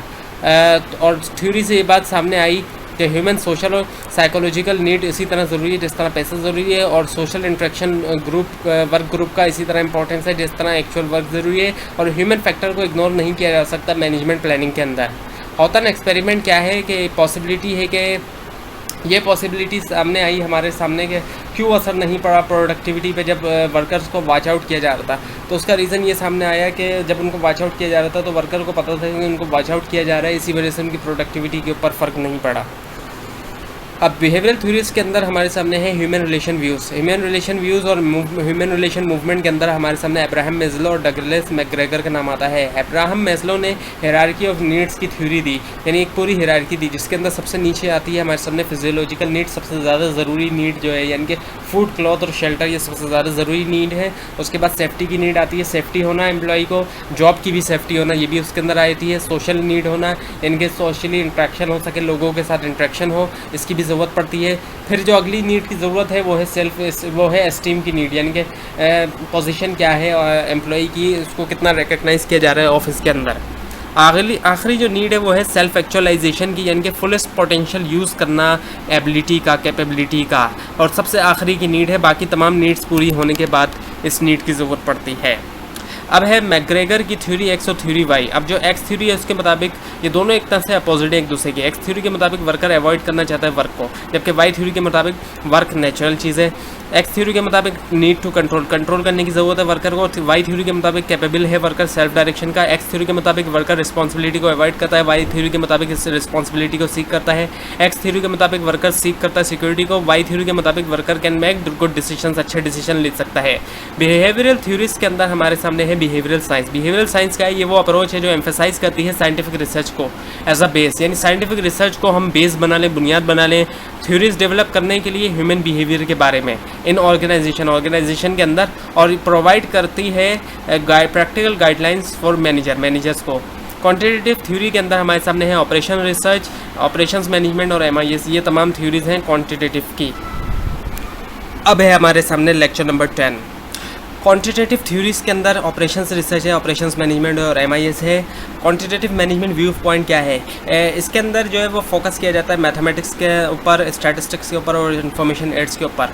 इन चीज़ों के ऊपर फोकस किया जा सके ताकि सपोर्ट करें मैनेजरियल डिसीजन मेकिंग को, यानी जो डिसीजन लिए जाते हैं मैनेजमेंट के उनके अंदर मैथमेटिक्स और स्टैटिस्टिक्स को यूज़ किया जाता है, और ऑर्गेनाइजेशनल इफेक्टिवनेस और ऑर्गेनाइजेशन की इफेक्टिवनेस के लिए भी। अब जो पहली थ्योरी है मैनेजमेंट व्यू पॉइंट के क्वांटिटेटिव मैनेजमेंट व्यू पॉइंट के अंदर, वो है मैनेजमेंट साइंस जिसको हम कहते हैं, या फिर ऑपरेशंस रिसर्च भी। इस थ्योरी के मुताबिक ये एक अप्रोच है जिसके अंदर एम किया जाता है इस बात को बढ़ाने में कि डिसीजन में की जो इफेक्टिवनेस है उसको बढ़ाया जाए, डिसीजंस की इफेक्टिवनेस को बढ़ाया जाए मैथमेटिकल मॉडल्स और स्टैटिस्टिकल मेथड्स को यूज़ करते हुए, यानी कि मैनेजमेंट साइंस या ऑपरेशन रिसर्च के अंदर मैथमेटिकल मॉडल और स्टैटिस्टिकल मेथड्स को यूज़ करते हुए जो डिसीजन में की इफेक्टिवनेस है उनको बढ़ाया जाता है। ऑपरेशंस मैनेजमेंट क्या है? ऑपरेशंस मैनेजमेंट ये वो फंक्शन है या फील्ड ऑफ एक्सपर्टीज़ है जो प्राइमरी रिस्पॉन्सिबल है मैनेजिंग के लिए प्रोडक्शन को और डिलीवरी को, ऑर्गेनाइजेशन की प्रोडक्ट और सर्विसेज, यानी जो रोज़ाना ऑपरेशंस हो रहे हैं और ऑर्गेनाइजेशन के अंदर प्रोडक्शन हो रही है या फिर सर्विसेज हो रही हैं, उनको मैनेज करना जो है वो इस थ्योरी के अंदर आता है ऑपरेशंस मैनेजमेंट के अंदर। MIS क्या है? Management information system. इस फील्ड के अंदर फोकस किया जाता है डिज़ाइन करना और इम्प्लीमेंट करना कंप्यूटर बेस्ड इंफॉर्मेशन सिस्टम, ऐसा सिस्टम जो कि मैनेजमेंट यूज़ कर सके इंफॉर्मेशन के लिए। अब कंटेम्प्रेरी थ्योरीज़ के अंदर सिस्टम थ्योरीज़ है, कंटिजेंसी थ्योरी है और एमर्जिंग थ्योरीज़ हैं, और एमर्जिंग थ्योरीज़ भी कई सारी हैं। सिस्टम थ्योरी के अंदर ऑर्गेनाइजेशन को एज अ सिस्टम देखा जाता है, यानी तमाम जो हिस्से हैं ऑर्गेनाइजेशन के आपस में एक दूसरे से रिलेटेड भी हैं और एक दूसरे के ऊपर डिपेंडेंट भी हैं। कंटिजेंसी व्यू पॉइंट के मुताबिक इस व्यू पॉइंट के अंदर आर्ग्यू किया जाता है कि अप्रोप्रिएट जो मैनेजरियल डिसीजन एक्शंस हैं वो डिपेंड्स करते हैं पार्टिकुलर पैरामीटर ऑफ सिचुएशन के ऊपर, यानी डिपेंडेंसी की बात आ जाती है, इसी वजह से इसको कंटिजेंसी कहा जाता है। एमर्जिंग थ्योरीज़ के अंदर आपके सामने है थ्योरी जेड। थ्योरी जेड क्या है? थ्योरी जेड के अंदर कंबाइन किए जाते हैं पॉजिटिव एस्पेक्ट्स जितने भी हों जापानीज़ और अमेरिकन मैनेजमेंट स्टाइल के, इस तरीके से कंबाइन किया जाता है ताकि इंक्रीज़ की जा सके मैनेजरियल इफ़ेक्टिवनेस को, मैनेजर की जो इफ़ेक्टिवनेस है उनको बढ़ाया जा सके, और साथ में कंपैटिबल रहा जा सके जो भी लोकल नॉर्म्स है, जो लोकल कल्चर है उसके मुताबिक, यानी लोकल कल्चर को भी फॉलो किया जाए, उनके भी ख़िलाफ़ नहीं जाया जाए लोकल कल्चर्स नॉर्म्स के ख़िलाफ़, और साथ में जो पॉजिटिव एस्पेक्ट्स हैं अमेरिकन और जापानीज़ मैनेजमेंट स्टाइल के उनको भी यूज़ किया जाए, उनको भी मिक्स करके यूज़ किया जाए। तो ये इस थ्योरी के अंदर किया जाता है। और टोटल क्वालिटी मैनेजमेंट है अब आपके सामने। टोटल क्वालिटी मैनेजमेंट हाईलाइट करती है कलेक्टिव रिस्पॉन्सिबिलिटी, मिल के, यानी कि तमाम जो है मिल के जो है उनकी क्या रिस्पॉन्सिबिलिटी होगी प्रोडक्ट या सर्विस की क्वालिटी को बेहतर बनाने के लिए। और इसके अंदर इनकरेज किया जाता है इंडिविजुअल्स को, एम्प्लॉयज़ को, वर्कर्स वगैरह को, कि वो मिल के काम करें क्वालिटी बढ़ाने के लिए। नॉलेज मैनेजमेंट का जो कॉन्सेप्ट है उसके मुताबिक ये वो आर्ट है creating value from organisations intangible asset. Intangible assets के थ्रू जो है वो वैल्यू क्रिएट की जाए, वो एसेट्स जो दिखाई नहीं देते, जिनको टच नहीं किया जा सकता। अब है लर्निंग ऑर्गेनाइजेशन का कॉन्सेप्ट। लर्निंग ऑर्गेनाइजेशन से मुराद ये वो ऑर्गेनाइजेशन होती है जो कंटिन्यूसली तौर पे लर्न करती है, अडॉप्ट करती है, चेंज होती है, एक जगह रुकी नहीं रहती। अब है lecture number 11, organisation as a system. अगर हम देखें सिस्टम लेवल्स की अगर हम बात करें तो ये डायग्राम आपको काफ़ी मुश्किल लग सकती है, लेकिन इसको समझना इतना ज़रूरी नहीं है। थोड़ा सा देखते हैं इसको। सेलुलर का मतलब है, अगर हम स्पेसिफिक जाते हैं तो सेलुलर यानी ह्यूमन बॉडी के अंदर सेलुलर का मतलब सेल सबसे छोटा हिस्सा होता है, तो इसी तरह ऑर्गेनाइजेशन के अंदर भी एक हिस्सा सबसे छोटा होगा। और फिर अगर हम ऊपर चले जाएंगे तो सबसे ऊपर जो हिस्सा आता है वो आता है ग्लोबल लेवल का। सिस्टम्स व्यू है ऑर्गेनाइजेशन का। सिस्टम की तरह अगर ऑर्गेनाइजेशन है तो उसके अंदर इनपुट डाला जाता है, यानी ह्यूमन, फिजिकल और मुख्तलिफ तरह के इनपुट होते हैं, उनको ट्रांसफॉर्म किया जाता है, उससे आउटपुट होता है, यानी प्रोडक्ट और सर्विसेज बनती हैं। सिस्टम क्या है? सिस्टम का मतलब है सेट होना इंटर रिलेटेड और इंटर डिपेंडेंट पार्ट्स का, उन पार्ट्स का जो एक दूसरे से रिलेटेड और डिपेंडेंट हैं, और इस तरह से वो अरेंज होते हैं ताकि एक यूनिफाइड होल बनाते हैं। जैसे ह्यूमन बॉडी है, मुख्तलिफ पार्ट्स होते हैं, वो एक दूसरे से रिलेटेड और डिपेंडेंट होते हैं और वो एक यूनिफाइड होल बनाते हैं, एक बॉडी बनाते हैं। सिस्टम थ्योरी जो है वो प्रोवाइड करती है ब्रॉडर और जनरल पिक्चर की ऑफ व्हाट मैनेजर्स डू, क्या मैनेजर करते हैं निस्बत के अदर पर्सपेक्टिव मैनेजमेंट के। अब system organisation as a system detail में दिया गया यहाँ में, जिसमें इनपुट होता है, इनपुट में मैनेजर्स होते हैं, वर्कर्स होते हैं, इक्विपमेंट होते हैं, फैसिलिटीज़ होती हैं, मटेरियल्स होते हैं, मनी होता है, इन्फॉर्मेशन होती है, एनर्जी होती है। उसको ट्रांसफॉर्मेशन किया जाता है। ट्रांसफॉर्मेशन किस तरीके से किया जाता है? मैनेजरियल और टेक्निकल एबिलिटीज़ जो होती हैं उनको यूज़ करते हुए ट्रांसफॉर्मेशन किया जाता है, और फिर आउटपुट प्रोड्यूस होता है जिसमें गुड्स आ जाते हैं, सर्विसेज आ जाती हैं, वेस्ट आ जाता है, यानी कि जो वेस्टेज निकलता है, साथ में फिर प्रॉफिट और लॉस भी होता है, उसके ऊपर स्टाफ ग्रोथ एंड सेटिस्फेक्शन भी होती है। क्लोज सिस्टम क्या होता है कि जो इन्फ्लुएंस नहीं होता और ना इंटरेक्ट करता है एनवायरनमेंट को, यानी बिल्कुल ही बंद ऑर्गेनाइजेशन। ऐसी ऑर्गेनाइजेशन जो एनवायरनमेंट का उस पर कोई असर नहीं पड़ता, तो ऐसी ऑर्गेनाइजेशन को हम क्लोज कहेंगे। ओपन सिस्टम क्या होता है कि ड्रामेटिकली इंटरेक्ट करता है एनवायरनमेंट के साथ, और इसके अंदर ऑर्गेनाइजेशन जो है वो एनवायरनमेंट से इनपुट लेती है और फिर उसको ट्रांसफॉर्म करती है, और जो उसका आउटपुट होता है वो डिस्ट्रीब्यूट कर दिया जाता है एनवायरनमेंट के अंदर। अब organisation as a open system दिया हुआ है, इनपुट है, इसमें ट्रांसफॉर्मेशन है और आउटपुट है। इनपुट्स वही सारे हैं, रॉ मटेरियल है, ह्यूमन रिसोर्सेज और दूसरे इनपुट्स हैं। उसके बाद उसको ट्रांसफॉर्मेशन किया जाता है, जैसे एम्प्लॉइज़ वर्क एक्टिविटीज़ है, मैनेजरियल एक्टिविटीज़ है, टेक्नोलॉजी एंड ऑपरेशंस मेथड है, और फिर आउटपुट निकलता है प्रोडक्ट सर्विस के फॉर्म में, फाइनेंशियल रिजल्ट्स एंड दी, और फिर साथ में फीडबैक भी है। अब ये तमाम चीज़ें जो है इनके ऊपर एनवायरनमेंट से इफेक्ट भी हो रहा है और ये एनवायरनमेंट को अफेक्ट भी कर रही हैं। तो ये है ओपन सिस्टम। अब है लेक्चर नंबर 12, जनरल एनवायरनमेंट और एनवायरमेंटल फोर्सेस जो ऑर्गेनाइजेशन को अफेक्ट करती हैं, उसमें है general environment, ecosystem, political system, economic system, demographic system. Demographics यानी कि स्टडी ऑफ पॉपुलेशन, यानी पॉपुलेशन जो है वो। और इसके अलावा कल्चरल फोर्सेस भी असर करती हैं, political, legal forces, technological forces और कॉम्पिटिटिव फोर्सेस, यानी कि कंपटीशन जो होता है।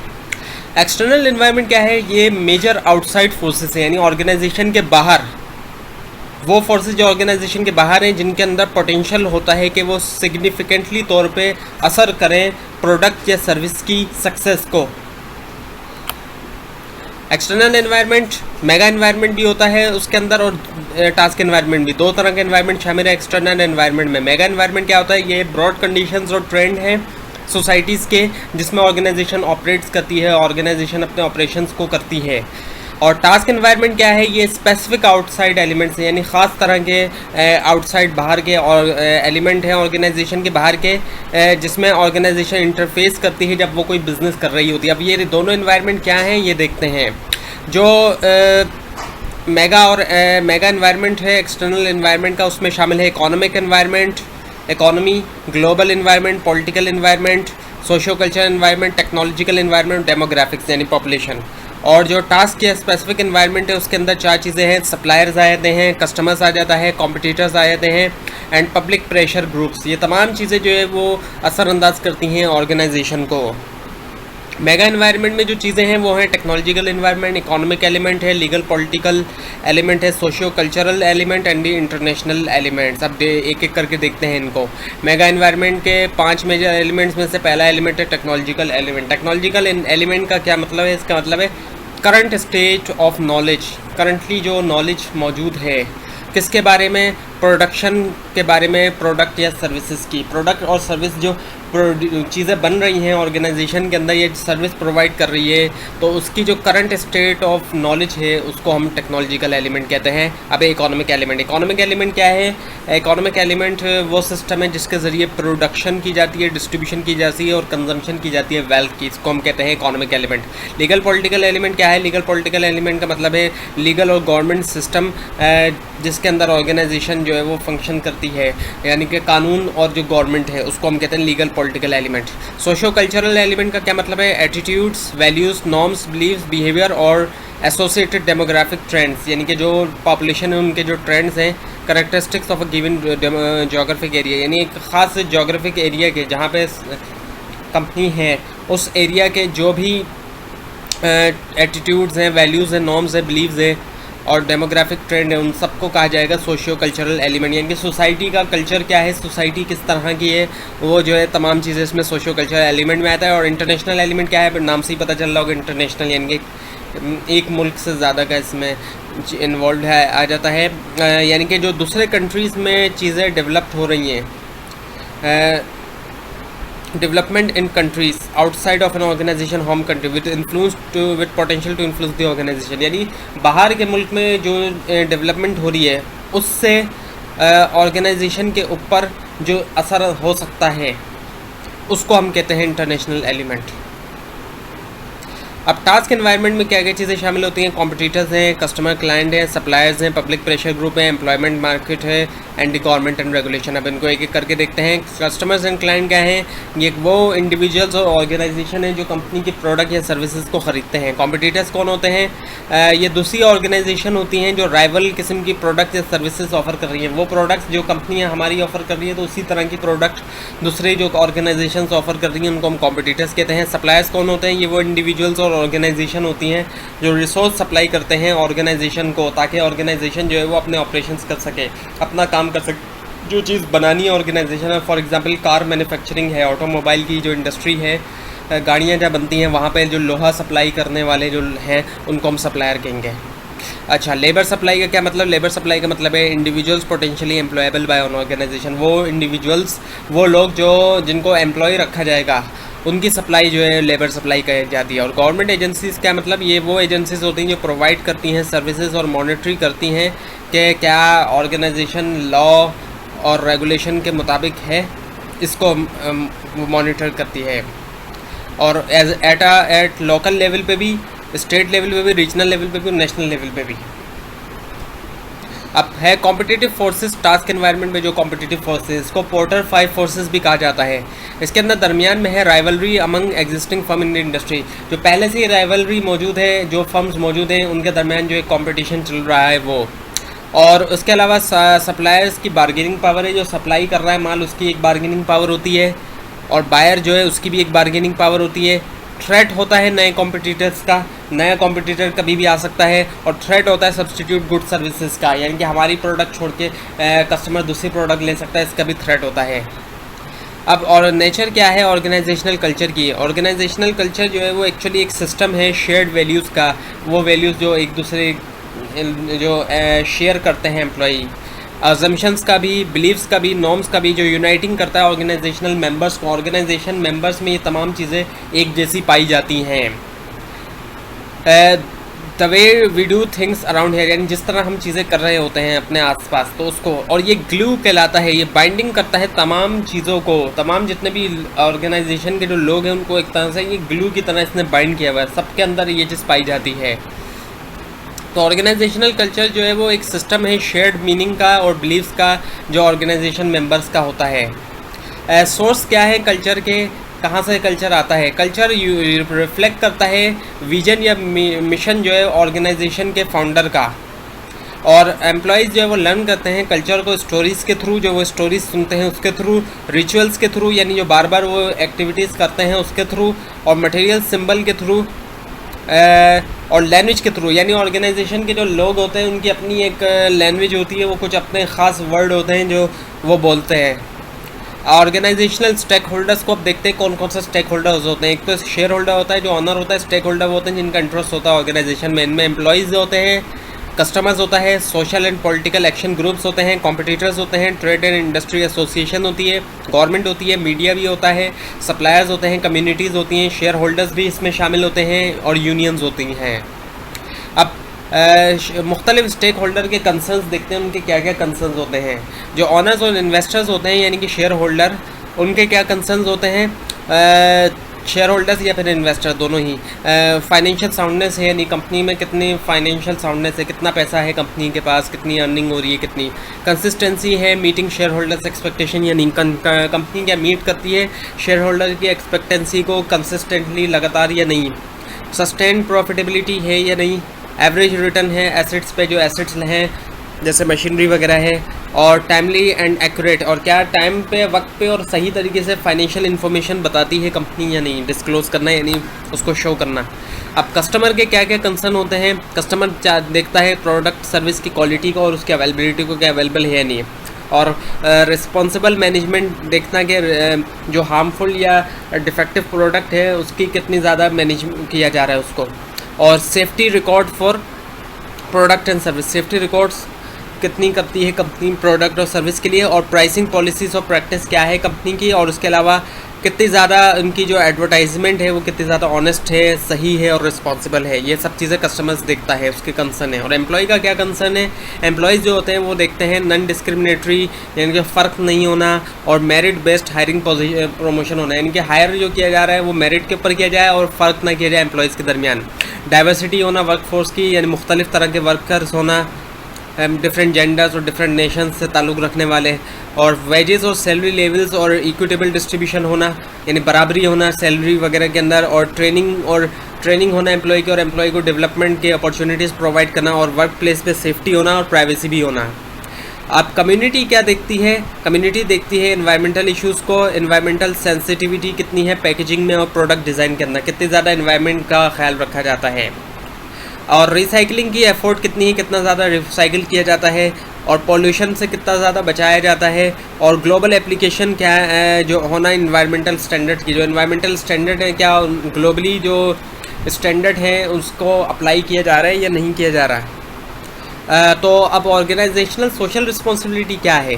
ये ऑर्गेनाइजेशन की ऑब्लिगेशन है जिसके ज़रिए ऑर्गेनाइजेशन जो है वो ऐसे एक्शन लेती है जिसके थ्रू वो सोसाइटी की वेलफेयर को प्रोटेक्ट भी करती है और इम्प्रूव भी करती है अपने इंटरेस्ट को के साथ लेते हुए, यानी ऑर्गेनाइजेशन अपना जितना प्रॉफिट चाहे बनाए लेकिन साथ में ऑर्गेनाइजेशन का जो वेलफेयर है उसको भी मद्देनज़र रखें। प्रॉफिट अर्न करे जितना चाहे करे लेकिन लोगों को लूट मार नहीं की जाए, ब्लैक मार्केटिंग नहीं की जाए, इस तरह की चीज़ों का भी ख्याल रखे। तो ये चीज़ जो है वो ऑर्गेनाइजेशनल सोशल रिस्पॉन्सिबिलिटी में आ जाती है। अब है लेक्चर नंबर 13, सोशल रिस्पॉन्सिबिलिटी आपने पढ़ ली, यानी कि ऑर्गेनाइजेशन ना सिर्फ अपने इंटरेस्ट को सामने रखती है बल्कि सोशल वेलफेयर को भी मद्देनज़र रखती है, उसको प्रोटेक्ट करती है और उसको इम्प्रूव करती है। एथिकल गाइडलाइंस है मैनेजर के लिए। मैनेजर को लॉ को ऑबे करना चाहिए, लॉ के मुताबिक काम करना चाहिए, कानून के मुताबिक टेल द ट्रुथ, लोगों को सच बताए, रिस्पेक्ट शो करे, लोगों को अपने सबऑर्डिनेट को रिस्पेक्ट दे और इन सबसे ज़्यादा हार्म नहीं करे, अपने आप को भी हार्म नहीं करे और दूसरों को भी हार्म नहीं करे, और उसके अलावा पार्टिसिपेट करे। और रिस्पॉन्सिबिलिटी रिक्वायर्स एक्शन, यानी ज़ाहिर बात है मैनेजर के ऊपर रिस्पॉन्सिबिलिटी बहुत ज़्यादा होती है और उसके लिए एक्शन की भी ज़रूरत है, जैसे वक्त पे ऑफिस आना, तो ये भी एक एक्शन है। अच्छा, अब है 3 इंपॉर्टेंट थीम्स एंटरप्रेन्योरशिप की। वो क्या है? Pursuit of opportunity. Pursuit of opportunity, अब जाहिर बात है अपॉर्चुनिटी हर जगह मौजूद है और हर वक्त आती रहती है, लेकिन उसको परस्यू करना एक बहुत इंपॉर्टेंट काम है। जैसे टेक्नोलॉजिकल चेंज आ रहा है तो टेक्नोलॉजिकल चेंज में उस अपॉर्चुनिटीज़ होती हैं कई सारी, उसको परस्यू करना ये एंटरप्रेन्योरशिप की खुसूसियत में से है। इनोवेटिव होना, एक एंटरप्रेन्योर को इनोवेटिव होना चाहिए ताकि सेटिस्फाई करे वो अनफुलफिल मार्केट नीड्स को। अनफुलफिल यानी ऐसी नीड्स जिनके लिए कोई प्रोडक्ट या सर्विस बनी नहीं है, तो इस तरीके से इनोवेटिव हो। ग्रोथ करना चाहिए, यानी अब एक जगह रुका ना रहे, वो अपने आप को ग्रो करे। अच्छा, अब है हमारे सामने ई बिज़नेस। ई बिज़नेस का क्या मतलब है? ई बिज़नेस का मतलब इंटरनेट के थ्रू बिज़नेस करना, इंटरनेट बेस्ड बिज़नेस होना। और ई बिज़नेस के अंदर जो कॉमन चीज़ है वो है ई कॉमर्स, यानी ये इलेक्ट्रॉनिक कॉमर्स। ई बिज़नेस इलेक्ट्रॉनिक बिज़नेस, ये है इलेक्ट्रॉनिक कॉमर्स, यानी इलेक्ट्रॉनिकली ट्रांजैक्शंस का होना। जैसे कई सारी ई कॉमर्स साइट है, अमेज़ोन है इंटरनेशनली, ईबे है, पाकिस्तान के अंदर भी कई सारी हैं, दराज है, होम शॉपिंग है। अच्छा, इंटरनेट क्या है? इंटरनेट जो है ये ऑर्गेनाइजेशन का इंटरनल एक इंटरनेट है, समझ लें, जो कम्युनिकेशन सिस्टम है, ये जो इंटरनेट यूज़ करता है ऑर्गेनाइजेशन का अपना इंटरनेट है, लेकिन ऑर्गेनाइजेशन के अंदर यूज़ होता है ये कम्युनिकेशन के लिए। अब ये वर्क प्लेस स्पिरिचुअलिटी का कॉन्सेप्ट है आपके सामने, ये नया कॉन्सेप्ट है काफ़ी और अलग किस्म का कॉन्सेप्ट है। ये क्या है? रिकग्निशन इनर लाइफ की, यानी इंसान के अंदर की जो इनर लाइफ है उसकी रिकग्निशन के बारे में है। ये स्पिरिचुअलिटी के बारे में है ये कॉन्सेप्ट, कि इंसान अगर अंदरूनी तौर पे सेटिस्फाई अगर होगा, वो कोई भी काम करता है तो बाहर से भी वो सेटिस्फाई होगा। अब है ग्लोबलाइजेशन का कॉन्सेप्ट। ग्लोबलाइजेशन की वजह से नेशनल बॉर्डर्स जो है वो लिमिटेड नहीं है ट्रेड के लिए, वो कोई लिमिट नहीं है, ट्रेड जो है वो नेशनल बॉर्डर से बाहर आ चुकी है। और अब इसी वजह से ऑर्गेनाइजेशंस को कई सारी अपॉर्चुनिटीज़ भी मिल रही हैं और चैलेंजेस भी हैं। अब है लेसन नंबर 14। ग्लोबलाइजेशन का कॉन्सेप्ट आ चुका है आपके सामने, यानी कि ट्रेड जो है वो लिमिटेड नहीं है नेशनल बॉर्डर तक, ट्रेड जो है वो नेशनल बॉर्डर से बाहर निकल चुकी है और इसी वजह से अपॉर्चुनिटीज़ और चैलेंजेस हैं ऑर्गेनाइजेशंस के लिए। अब है understanding the global environment and WTO। अब ग्लोबल एनवायरनमेंट की जब बात करें तो WTO भी आ जाती है, क्योंकि वर्ल्ड ट्रेड ऑर्गेनाइजेशन है और रीजनल ट्रेड अलाइंसेस बनाई गई हैं मुख्तलिफ रीजन्स के अंदर, जैसे कि EU बनाई गई, यूरोपियन यूनियन बनाई गई, यूरोप के जो कंट्रीज़ हैं उनके दरमियान, सार्क बनाई गई साउथ एशियन कंट्रीज़ के दरमियान, नेफ्टा बनाई गई नॉर्थ अमेरिकन कंट्रीज़ के दरमियान, और आसियान बनाई गई साउथ ईस्ट एशियन कंट्रीज़ के दरमियान में। और ग्लोबल कंपटीशन जो है वो इन्फ्लुएंस्ड है रीजनल ट्रेडिंग और कोऑपरेशन एग्रीमेंट्स से। अब देखते हैं यूरोपियन यूनियन के कंट्रीज़ को। यूरोपियन यूनियन के ये सारे कंट्रीज़ हैं जो हाईलाइट हुए हैं, जैसे ग्रीस है, इटली है, स्पेन है, पोर्चुगल है, ऑस्ट्रिया है, फ्रांस है, लग्जमबर्ग है, बेल्जियम है, जर्मनी है, नीदरलैंड है, डेनमार्क है, स्वीडन है, फिनलैंड है, UK अब नहीं है, पहले था ये, इसी वजह से यहाँ मेंशन है, लेकिन ये पहले था, और आयरलैंड है। गोल्स क्या थे, क्यों बनाया गया इसको यूरोपियन यूनियन को? ताकि एक सिंगल मार्केट बनाई जा सके। तमाम कंट्रीज़ मिलके एक सिंगल मार्केट बन गए। जितने भी कंट्रीज़ हैं 15 यहाँ दिए हुए, लेकिन अब 15 नहीं है क्योंकि अब UK हट चुका है। और उसके अलावा एलिमिनेट किए जा सकें जो पहले से बैरियर्स मौजूद हैं, ज़ाहिर बात है ट्रेड के जो बैरियर्स मौजूद हैं बॉर्डर्स की वजह से, उन बैरियर्स को ख़त्म किया जा सके। अब ये इसको बनाया गया था यूरोपियन यूनियन को 1992 के अंदर बनाया गया था इसको, और इसको बनाने से क्या हुआ, यूनिफाइड इकोनॉमी और ट्रेड एंटिटी बन गई, यानी तमाम कंट्री की एक ही इकोनॉमी एक तरह से बन गई और एक ही ट्रेड एंटिटी बन गई, तमाम कंट्री मिलके एक ही एंटिटी बन गए, और सिंगल मार्केट एक बन गई। तमाम कंट्री मिलके एक ही मार्केट बन गए, और उनके दरमियान कोई बैरियर नहीं रहा कि ट्रैवल करने के अंदर कोई बैरियर नहीं रहा, एम्प्लॉयमेंट के अंदर भी और इन्वेस्टमेंट के अंदर भी और ट्रेड के अंदर भी। और इसके साथ साथ ये इकोनॉमिक और मॉनेटरी यूनियन भी है। यस, ये इकोनॉमिक और मॉनेटरी यूनियन भी है। मॉनेटरी यूनियन होने की वजह से इसकी करेंसी कॉमन करेंसी है, यूरो है। इसके अंदर तमाम कंट्रीज़ जितने भी वो यूरो को एक्सेप्ट करते हैं, यूरोपियन यूनियन के। और असर्शन ऑफ इकोनॉमिक पावर हुई। उसके अलावा one of the world richest market जो है बनी। अच्छा, अब नेफ्टा के क्या क्या गोल्स थे? नेफ्टा जो बनी यूएस, कनाडा और मैक्सिको के दरमियान, तीनों जो है नॉर्थ अमेरिकन कंट्रीज़ हैं।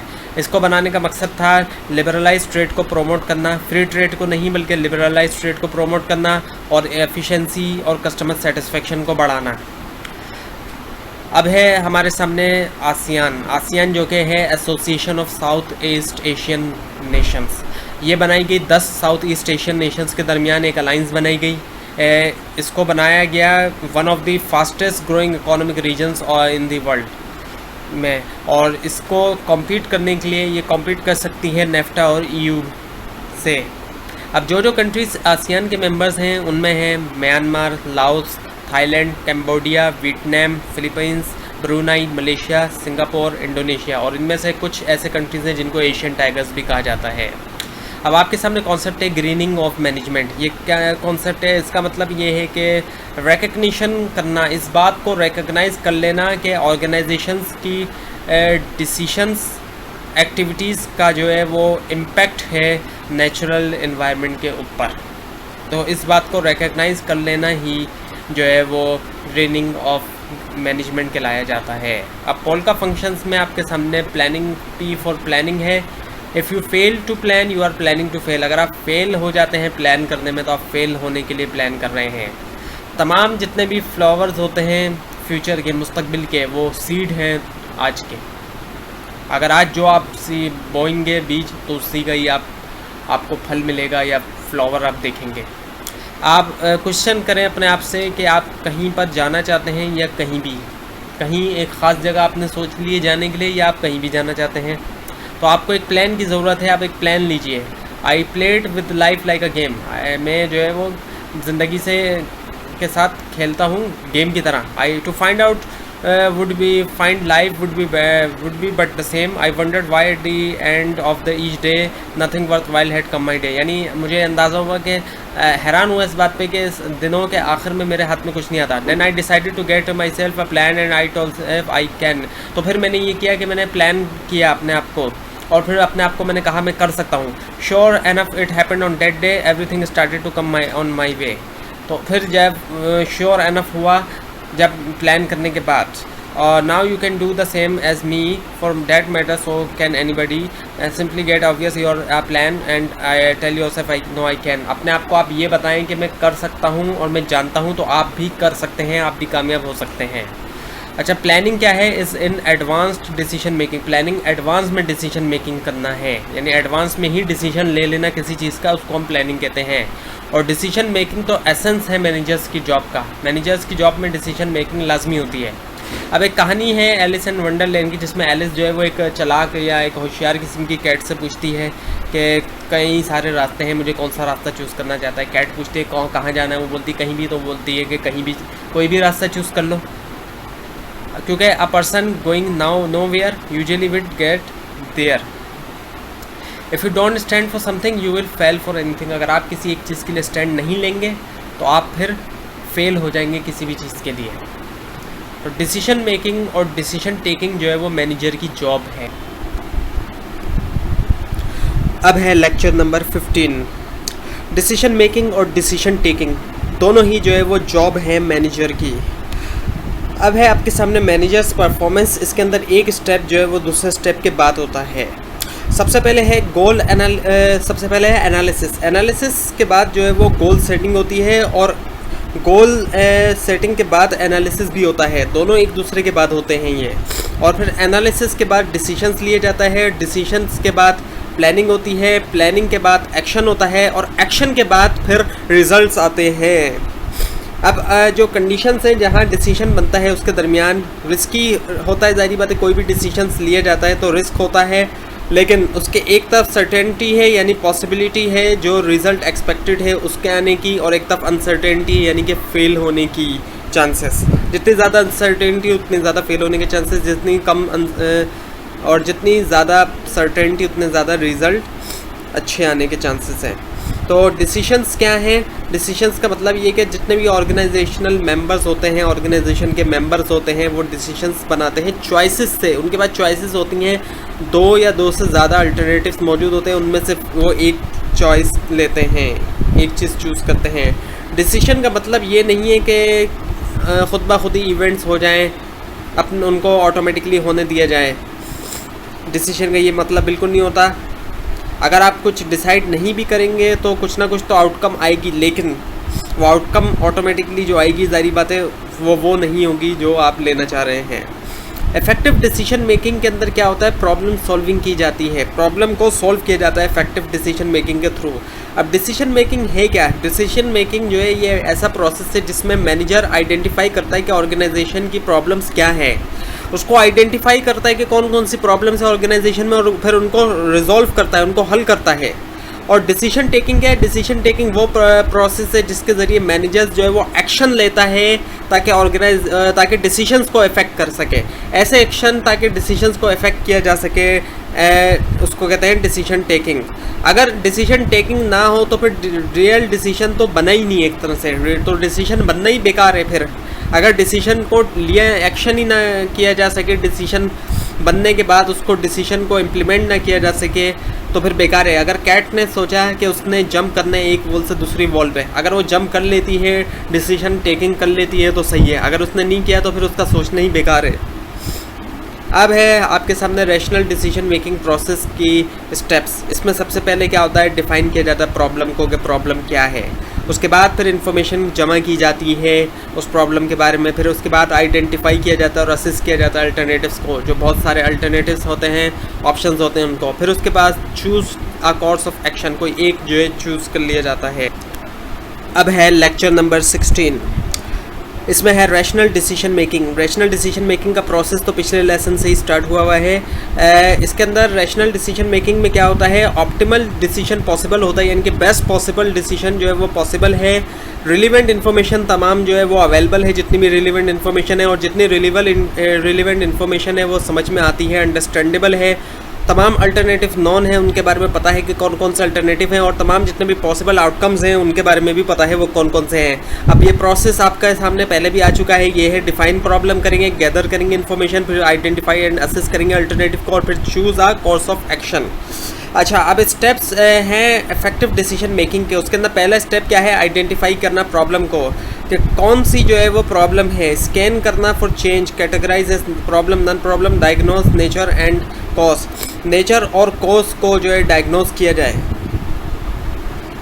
उसके बाद जनरेट किए जाए अल्टरनेटिव सॉल्यूशंस, यानी कि ब्रेनस्टॉर्मिंग की जाए। ब्रेनस्टॉर्मिंग एक टेक्निक होती है जिसके अंदर जो जितने भी आइडियाज़ आ रहे होते हैं उन तमाम आइडियाज़ को लिख लिया जाता है बगैर किसी क्रिटिसिज्म के।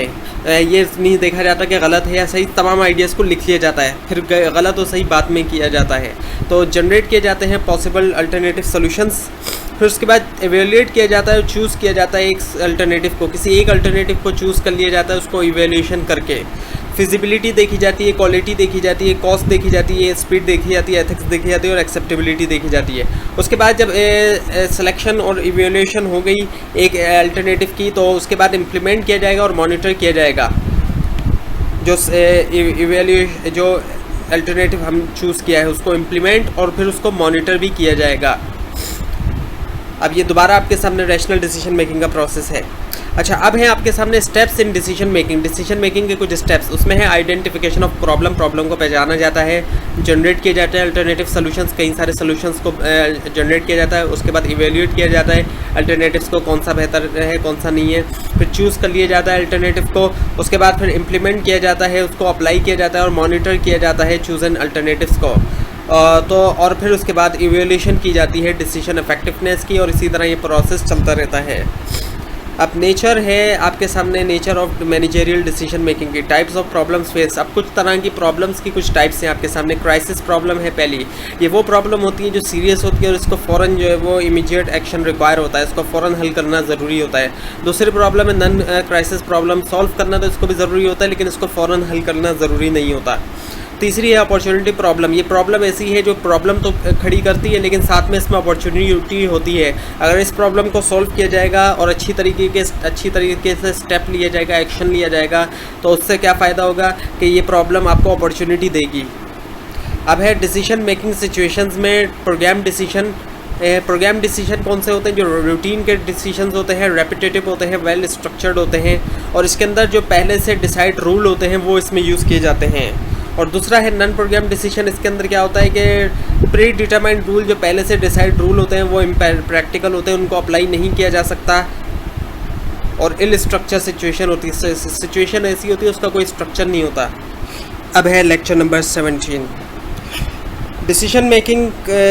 मैनेजरियल डिसीजन मेकिंग को अगर हम पोल्का के पर्सपेक्टिव में देखें तो डिसीजन मेकिंग और मैनेजमेंट एक ही चीज़ है, यानी सिनोनिमस है डिसीजन मेकिंग जो है वो मैनेजिंग का। अब हम आपके सामने मौजूद हैं कुछ डिसीशंस प्लानिंग के बारे में, ऑर्गेनाइजिंग के बारे में, लीडिंग के बारे में, कंट्रोलिंग के बारे में। प्लानिंग के बारे में डिसीशंस क्या हैं? What are organisations long term objectives क्या हैं ऑर्गेनाइजेशन के? What strategies will best achieve those objectives? What should the organisations short term objectives be? How difficult should individuals goal be? और ऑर्गेनाइजिंग के अंदर है how many employees should I have report directly to me? How should jobs be design? When should an organisation implement a different structure? Leading के अंदर है how do I handle employees who appear to be in low in motivation? What is the most effective leadership style in a given situation? How different work groups can work like teams? And controlling के अंदर है what type of management information system should we have? What activities in the organisation need to be controlled? How will a specific change affect the worker productivity? और अब है assurance का। What is the guarantee that my decision making when implemented will provide the desired result? यानी क्या guarantee है कि जो मैं डिसीजन ले रहा हूँ, डिसीजन बना रहा हूँ, जब वो इम्प्लीमेंट किया जाएगा तो वो जो है डिज़ायर्ड रिजल्ट देगा? ये क्या गारंटी है इस बात की? तो ये एश्योरेंस के अंदर आ जाते हैं। अब है डिसीजन मेकिंग सिचुएशंस के अंदर प्रोग्राम डिसीजन, ये पहले भी आ चुका है, यानी कि रूटीन के डिसीजन, जो ऐसे डिसीजन जो बार बार आते रहते हैं, वेल स्ट्रक्चर होते हैं और इसमें पहले से जो डिटरमाइंड रूल्स होते हैं वही रूल यूज़ किए जाते हैं। अब देखते हैं कौन कौन सी प्रॉब्लम में कौन से डिसीजन लिए जाते हैं। अगर प्रॉब्लम पहली चीज़ है आपके सामने well structure problem. Well structure problem जो होती है स्ट्रेट फॉरवर्ड होती है, ये सीधी होती है, फेमिलर होती है, इससे वास्ता पड़ता रहता है बार बार और ईजीली डिफाइंड होती है। तो वेल स्ट्रक्चर प्रॉब्लम के लिए जो है वो प्रोग्राम डिसीजन लिया जाता है। और प्रोग्राम डिसीजन से क्या होता है कि मैनेजर की डिस्क्रिशन जो है उसकी मर्ज़ी में कमी होती है और ऑर्गेनाइजेशन की जो है वो एफिशिएंसी होती है। अब प्रोग्राम डिसीजन की कुछ आपके सामने एग्जांपल हैं, जैसे डिसाइड करना इस बारे में if student meets graduation requirements, क्या स्टूडेंट मीट करता है ग्रेजुएशन की रिक्वायरमेंट? डिटरमाइन करना स्किल वर्कर्स डेली वेज को डिटरमाइन करना किसी स्किल वर्कर की। और लेबॉर्ट्री के अंदर जो चार्जेस हैं ब्लड शुगर टेस्ट के, उनको सेट करना। और कस्टमर जो है वो रिटर्न करना चाहता है एक प्रोडक्ट को, और उसके अलावा रीऑर्डर करना किचन की सप्लाई को रेस्टोरेंट के अंदर। तो ये तमाम जो है वो प्रोग्राम डिसीजंस हैं। अब है नन प्रोग्राम डिसीजन, यानी प्री डिटरमाइंड रूल, यहाँ इम्प्रैक्टिकल है, पहले से डिसाइड रूल उनको आप अप्लाई नहीं कर सकते और सिचुएशन बिल्कुल इल स्ट्रक्चर है, बिल्कुल ख़राब किस्म की सिचुएशन है। पोर्ली स्ट्रक्चर प्रॉब्लम जो होती है वहाँ जो है ये नन प्रोग्राम डिसीजंस लिए जाते हैं। पोर्ली स्ट्रक्चर प्रॉब्लम बिल्कुल नई किस्म की प्रॉब्लम होती है, अनयूजुअल होती है, यानी कि बिल्कुल ये हटके होती है और इन्फॉर्मेशन जो है इसके अंदर अनकम्प्लीट भी होती है और अनएम्बिगियस होती है, यानी कंफ्यूज करने वाली होती है, कोई साफ़ नहीं होती, छुपी हुई एक तरह से हो सकती है। तो नन प्रोग्राम डिसीजंस जो होते हैं वो लिए जाते हैं पोर्ली स्ट्रक्चर प्रॉब्लम के अंदर, और इसके अंदर कस्टम मेड रिस्पॉन्स होता है, हर प्रॉब्लम के हिसाब से अलग अलग रिस्पॉन्स बनता है और ये ज़्यादा तौर पे कॉमन होती है जो हायर लेवल के मैनेजर होते हैं वहाँ। अब है आपके सामने नन प्रोग्राम डिसीजन की कुछ एग्जांपल, जैसे आर्किटेक्ट को सेलेक्ट करना नए मैन्युफैक्चरिंग प्लांट के लिए, इन्वेस्ट करें या ना करें नई टेक्नोलॉजी में, और बंद कर दें ऐसा डिवीज़न जो नुकसान कर रहा है या फिर उसके अंदर इन्वेस्ट करें, और स्विच करना एक एकेडमिक डिसिप्लिन से दूसरे एकेडमिक डिसिप्लिन पे। ये तमाम जो है वो नन प्रोग्राम डिसीजंस कहलाए जाते हैं। अब आपके सामने ये दिया हुआ है कि जो लोअर लेवल है ऑर्गेनाइजेशन के अंदर, तो जितना लोअर जाते जाएंगे उतनी ज़्यादा प्रोग्राम डिसीजन लेना होंगे और वेल स्ट्रक्चर प्रॉब्लम आएगी, और जितना जितना मैनेजमेंट के अंदर ऊपर लेवल पे जाते जाएंगे उतने ज़्यादा जो है वो नॉन प्रोग्राम डिसीजन लेना होंगे और इल स्ट्रक्चर प्रॉब्लम होगी। ये मैनेजर के लेवल है। और है अब आपके सामने element of risk. Element of risk का क्या मतलब है? इस बात की पॉसिबिलिटी होना कि जो डिसीजन लिया गया है उससे लॉस होगा रिज़ल्ट के बजाय। तो जितना ज़्यादा एलिमेंट रिस्क होगा उतने ज़्यादा चांसेस हैं लॉस होने के। अब है रैशनल मॉडल।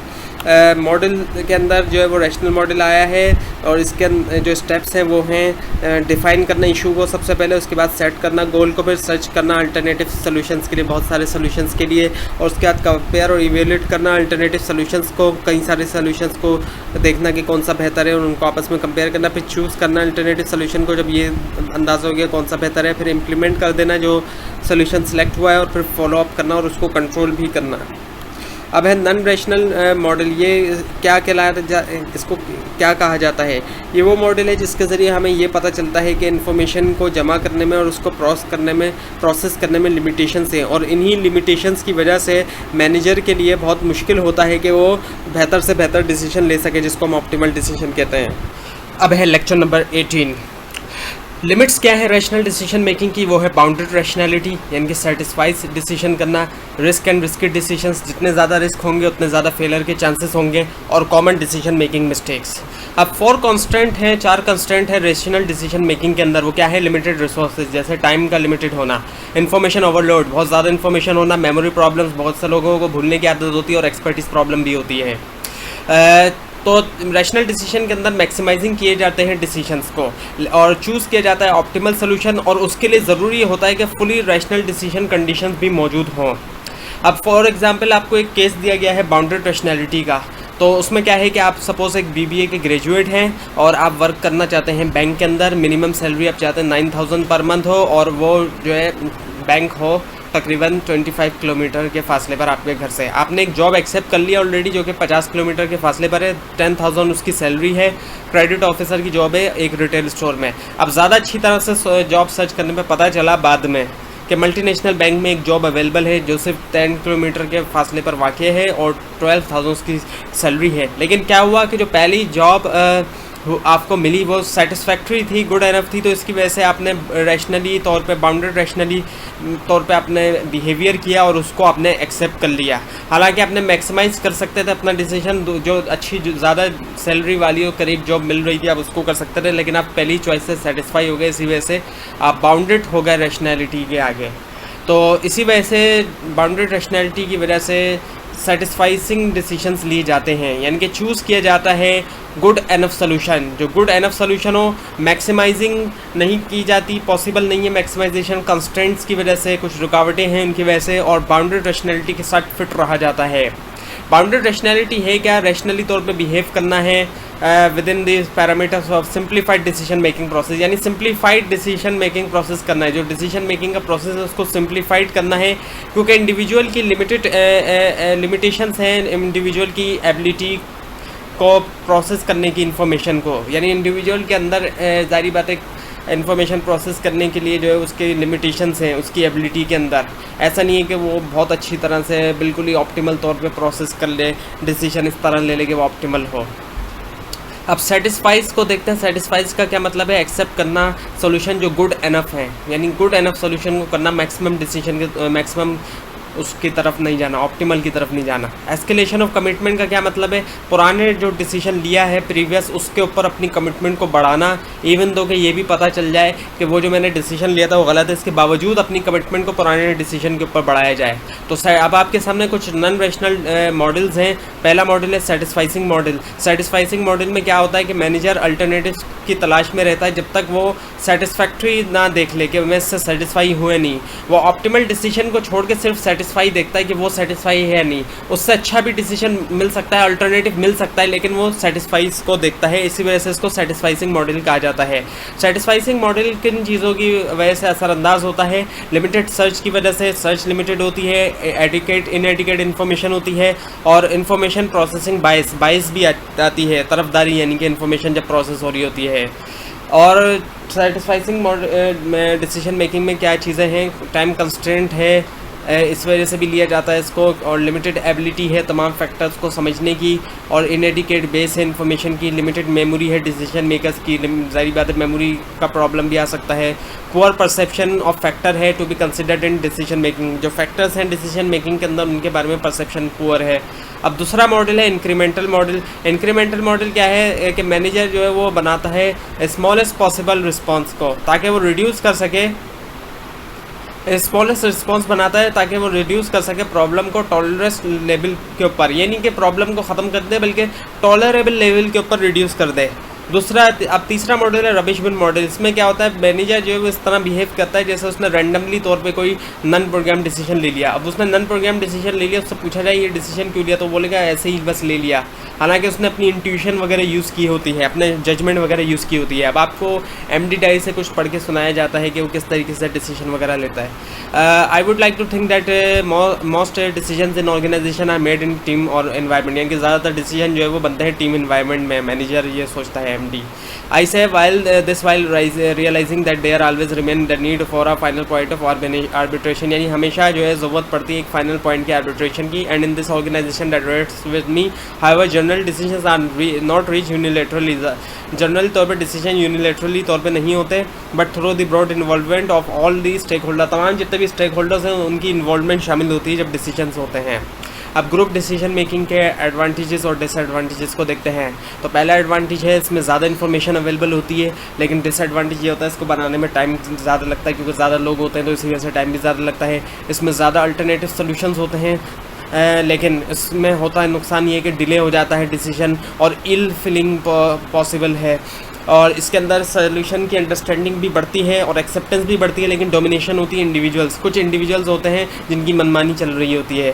और इससे ये भी फ़ायदा होता है कि बिल्ड करता ही मेंबर की नॉलेज को, स्किल बेस को भी, और इससे नुकसान ये होता है कि रिस्क बढ़ता है ग्रुप थिंकिंग का। अब क्रिएटिविटी को इन्हेंस करने के लिए डिसीजन मेकिंग के अंदर 4 तरह की टेक्निक्स यूज़ होती हैं, brainstorming, nominal group technique, Delphi technique, scenario analysis. इनकी डिटेल्स आगे आ जाएगी। अब है लेक्चर नंबर 19। क्रिएटिविटी इन्हेंस करने के लिए डिसीजन मेकिंग में 4 टेक्निक्स हैं। ब्रेनस्टॉर्मिंग की टेक्निक है, नॉमिनल ग्रुप टेक्निक है, डेल्फी टेक्निक है और सिनेरियो एनालिसिस है। तो क्रिएटिविटी क्या है डिसीजन मेकिंग के अंदर, ये एक कॉग्निटिव प्रोसेस होता है। कॉग्निटिव प्रोसेस का मतलब ये कि इसके अंदर इनपुट आता है, उसको प्रोसेस किया जाता है और फिर डेवलप किया जाता है आइडियाज़, कॉन्सेप्ट वगैरह को। अच्छा, अब जो है आप अपनी क्लास के अंदर आप सोचें क्रिएटिविटी के हिसाब से कि 10 साल बाद आप कौन से फीचर्स देखने चाहते हैं कार के अंदर, और उसके अलावा आप ये सोचें कि कौन सी न्यू अप्रोच जो है वो ग्रेजुएट्स यूज़ करें, जो फ्रेश ग्रेजुएट्स हैं, रिसेंट ग्रेजुएट हैं, ताकि उनको बेटर जॉब मिल सके। ब्रेनस्टॉर्मिंग इलेक्ट्रॉनिक भी हो सकती है, और ब्रेनस्टॉर्मिंग में क्या होता है, क्रिटिसिज्म को रूल्ड आउट किया जाता है, क्रिटिसाइज़ नहीं किया जाता है कोई भी आइडिया को, तमाम आइडियाज़ को वेलकम किया जाता है। क्वांटिटी इसमें ज़्यादा से ज़्यादा होनी चाहिए, और कॉम्बिनेशन और इम्प्रूवमेंट की जाती है, यानी कि मुख्तलिफ़ आइडियाज़ को मिला के, मुख्तलिफ़ लोगों के आइडियाज़ को मिला के और उनको इम्प्रूवमेंट की जाती है। नॉमिनल ग्रुप टेक्निक है। अब आपके सामने नॉमिनल ग्रुप टेक्निक क्या है, इसके अंदर एक ग्रुप बैठा होता है और लोग जो है वो अपने आइडियाज़ देते हैं, और फिर उसके बाद उन आइडियाज़ की रैंकिंग की जाती है, वोटिंग की जाती है बेस्ट आइडिया के लिए। अब 3 स्टेप हैं डेल्फी टेक्निक के। डेल्फी टेक्निक जो होती है उसके 3 स्टेप होते हैं। क्वेश्चनर भेजा जाता है एक्सपर्ट को, ग्रुप ऑफ एक्सपर्ट्स को क्वेश्चनर भेजा जाता है जिसमें कुछ क्वेश्चंस लिखे होते हैं, और फिर जब वो क्वेश्चनर हो जाता है तो उसके बाद पहला राउंड जो है यानी क्वेश्चनर वाला, उसकी समरी जो है बनाई जाती है। जब समरी बनाई जाती है, ज़ाहिर बात है, तो फिर जो है वो सेकंड राउंड के लिए भी फिर प्रिपेयर्ड हो जाते हैं। अच्छा, रीज़न क्या है सिनेरियो को यूज़ करने का। सिनेरियोज जो है वो इंटेंडेड टू प्रोवाइड, आपको प्रोवाइड करते हैं, यानी कि सिनेरियो का मतलब ये है कि एक सीन जो है वो सोचना, पॉसिबल फ्यूचर सिनेरियो को सोचना, एक सीन जो है उसको सोचना। तो प्रोवाइड करता है ये wide range of possibility against which to evaluate strategies, यानी कि एक वाइड रेंज ऑफ पॉसिबिलिटीज़ इससे पता चलती है जिसके अगेंस्ट जो है वो इस स्ट्रेटजीज़ को इवेल्यूएट किया जाता है, यानी कि लॉन्ग टर्म प्लान को। और ये प्रोवाइड करता है ब्रॉड विजन, बहुत बड़ा एक विजन जो है पॉसिबल इवेंट्स का, जो मुमकिन तौर पे इवेंट्स हैं, और ये असेस करता है आइडेंटिफिकेशन ऑफ इवेंट्स को आइडेंटिफाई करने में जो वारंट करते हैं, वारंटी यानी कि एक तरह से डेवलपमेंट ऑफ कंटिजेंसी प्लान्स की। अब है आपके सामने डेविल्स एडवोकेसी। डेविल एडवोकेसी में क्या होता है, पोटेंशियल सोल्यूशन जो मुमकिन तौर पे सोल्यूशन होते हैं उनको जनरेट किया जाता है, और जब जो सोल्यूशंस बना लिए गए उनके लिए डेविल्स एडवोकेट को असाइन किया जाता है कि वो क्रिटिसाइज़ करे। उन सोल्यूशंस के ऊपर क्रिटिसाइज़ करेगा तो उसको जानबूझ के जो है वो क्रिटिसिज्म के लिए अपॉइंट किया जाता है, और present the critic of the solution to key decision maker. और उसके अलावा इंफॉर्मेशन, एडिशनल इन्फॉर्मेशन को गैदर किया जाता है और डिसाइड ये किया जाता है कि जो ओरिजिनल सोल्यूशन है उसको चेंज किया जाएगा या नहीं किया जाएगा। अब है डेमिंग साइकिल जो कि कंटिन्यूस इम्प्रूवमेंट के लिए यूज़ की जाती है। इसके अंदर प्लान किया जाता है, फिर प्लान के बाद जो प्लान बना उसको किया जाएगा, फिर चेक किया जाएगा और फिर एक्ट किया जाएगा कि ये देखा जाएगा कि जो हमारा प्लान है वो सही है या नहीं। और creativity in decision making, creativity require करती है बहुत कन्वर्जेंट थिंकिंग को भी, यानी कि कन्वर्जेंट थिंकिंग का मतलब है कि मूव करना लॉजिकली, प्रॉब्लम सोल्यूशन की तरफ लॉजिकली मूव करना। और डाइवर्जेंट थिंकिंग का क्या मतलब है, नए आइडियाज़ को जनरेट करना, प्रॉब्लम को मद्देनज़र रखते हुए और सीकिंग करना नोवेल्स अल्टरनेटिव्स को। क्रिएटिविटी रिक्वायर, दोनों चीज़ें क्रिएटिविटी के अंदर रिक्वायर्ड होती है। वर्टिकल थिंकिंग यानी step wise, sequential and rational style, and lateral thinking यानी कि स्टेप वाइज तो होती है लेकिन सिक्वेंशियल नहीं होती है, स्टेप बाय स्टेप। जब लेटरल थिंकिंग की बात हो तो डॉक्टर एडवर्ड डी बोनो का नाम आता है। अब इंट्यूटिव डिसीजन मेकिंग है, ये क्या है, ये एक सब में कॉन्शियस किस्म का एक प्रोसेस होता है डिसीजन मेकिंग का, और ये बेस करता है एक्सपीरियंस के ऊपर, जो पास्ट एक्सपीरियंस है, जो गुजरा हुआ एक्सपीरियंस है उसके ऊपर, और एक्यूमुलेटेड जजमेंट के ऊपर बेस करता है ये। मैनेजमेंट साइंस और ऑपरेशन रिसर्च, जब प्लानिंग एंड डिसीजन एड्स की बात हो तो मैनेजमेंट साइंस और ऑपरेशन रिसर्च जिसको हम कहते हैं। इंक्रीजिंग डिसीजन इफेक्टिवनेस को, यानी कि अब इसमें होता क्या है कि डिसीजन की जो इफेक्टिवनेस हो उनको बढ़ाया जाता है मैथमेटिकल यूज़ करते हुए, मैथमेटिक्स को, स्टैटिस्टिक्स को और क्वालिटेटिव मॉडल्स को यूज़ करते हुए। अब है लेक्चर नंबर 20।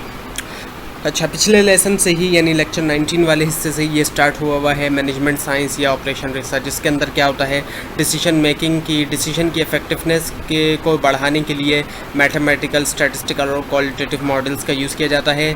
अब है assessing environment. For assessing environment के लिए, एनवायरनमेंट को असेस करने के लिए एनवायरमेंटल स्कैनिंग की जाती है, फोरकास्टिंग की जाती है और बेंचमार्किंग की जाती है। रिसोर्सेज को एलोकेशन करने के लिए बजटिंग की जाती है, स्केजुलिंग की जाती है, ब्रेक इवन एनालिसिस किया जाता है, लीनियर प्रोग्रामिंग की जाती है। कॉन्टेम्प्रेरी प्लानिंग टेक्निक्स में हमारे सामने प्रोजेक्ट मैनेजमेंट है और सिनेरियो एनालिसिस है। अब देखते हैं असेसिंग एनवायरनमेंट के अंदर एनवायरमेंटल स्क्रीनिंग। इसके अंदर क्या होता है कि स्क्रीनिंग की जाती है लार्ज अमाउंट ऑफ इन्फॉर्मेशन की, यानी बहुत ज़्यादा इन्फॉर्मेशन की, ताकि एंटिसिपेट किया जा सके, ये अंदाज़ा लगाया जा सके और इंटरप्रेट किया जा सके कि जो चेंजेस होने वाले हैं एनवायरनमेंट के अंदर, एनवायरनमेंट में जो चेंजेस होने वाली है उसको एंटिसिपेट किया जाए, उसको अंदाज़ा लगाया जाए और उसको इंटरप्रेट किया जाए। स्वॉट एनालिसिस है, अब ये बहुत इंपॉर्टेंट चीज़ है, ये आगे भी आप इसकी डिटेल पढ़ते रहेंगे। इसके अंदर स्ट्रेंथ देखी जाती है, वीकनेस देखी जाती है, अपॉर्चुनिटीज़ और थ्रेट। स्ट्रेंथ और वीकनेस ऑर्गेनाइजेशन के अंदर होती है, ऑर्गेनाइजेशन की क्या स्ट्रेंथ है और क्या वीकनेसेस हैं, और अपॉर्चुनिटी और थ्रेट उसको बाहर से मिलते हैं। कॉम्पिटिटिव इंटेलिजेंस है। कॉम्पिटिटिव इंटेलिजेंस का क्या मतलब, ये वो एक्टिविटी है डेट सिक्स टू आइडेंटिफाई, जिसके ज़रिए पता चलता है कि कौन हमारे कॉम्पिटिटर्स हैं, वो क्या कर रहे हैं और उनका एक्शन किस तरीके से हमारी ऑर्गेनाइजेशन को असरअंदाज करता है। अब है अगला फोरकास्टिंग। फोरकास्टिंग के अंदर क्या होता है कि फोरकास्टिंग के अंदर प्रेडिक्शन की जाती हैं चेंजिंग कंडीशन के बारे में और फ्यूचर इवेंट्स के बारे में जो ऑर्गेनाइजेशन को असरअंदाज करते हैं। फोरकास्टिंग मेथड्स जो है वो 3 तरह के होते हैं, क्वालिटेटिव, क्वांटिटेटिव और जजमेंटल। अब जो क्वांटिटेटिव है, क्वांटिटेटिव रिलाई करता है क्वांटिटी के ऊपर, ज़ाहिर बात है, तो इसी वजह से न्यूमेरिकल डेटा के ऊपर रिलाई करता है और मैथमेटिकल मॉडल के ऊपर रिलाई करता है फ्यूचर को की प्रेडिक्शन के लिए। क्वांटिटेटिव मॉडल के अंदर टाइम सीरीज़ मेथड है और एक्सप्लेनेटरी या कॉजल मेथड जिसको कहा जाता है। टाइम सीरीज़ के अंदर क्या होता है, हिस्टोरिकल डेटा को यूज़ किया जाता है फोरकास्ट करने के लिए फ्यूचर, और एक्सप्लेनेटरी या कॉजल मेथड के अंदर फोकस करता है मेजर वेरिएबल्स के ऊपर। और बहुत से नाम आपने सुने होंगे जैसे रिग्रेशन है, इकोनोमेट्रिक्स है, और लीडिंग इंडिकेटर्स है। जो इकोनॉमिक्स के स्टूडेंट हैं उन्होंने इकोनोमेट्रिक्स का नाम सुना होगा, ये एज अ सब्जेक्ट भी पढ़ाया जाता है इकोनॉमिक्स के अंदर मास्टर में। क्वालिटेटिव और टेक्नोलॉजिकल के बारे में देखते हैं। अब ये किस तरीके, इसके अंदर क्या होता है, इसके अंदर प्रेडिक्ट की जाती है लॉन्ग टर्म टेक्नोलॉजी ट्रेंड्स को रिलाई करते हुए क्रिएटिविटी, जजमेंट्स और एक्सपर्ट नॉलेज के ऊपर। जाहिर बात है टेक्नोलॉजी को प्रेडिक्ट किया जा रहा है, इसी वजह से इसको क्वालिटेटिव या टेक्नोलॉजिकल कहा जाता है। अब है जजमेंटल के ऊपर रिलाई की जाती है इंडिविजुअल की जजमेंट्स के ऊपर या फिर कम्युनिटी एग्रीमेंट के ऊपर फ्यूचर कंडीशन के बारे में। अब जाहिर बात है जजमेंट के ऊपर रिलाई किया जा रहा है, इसी वजह से इसको जजमेंटल कहा जाता है।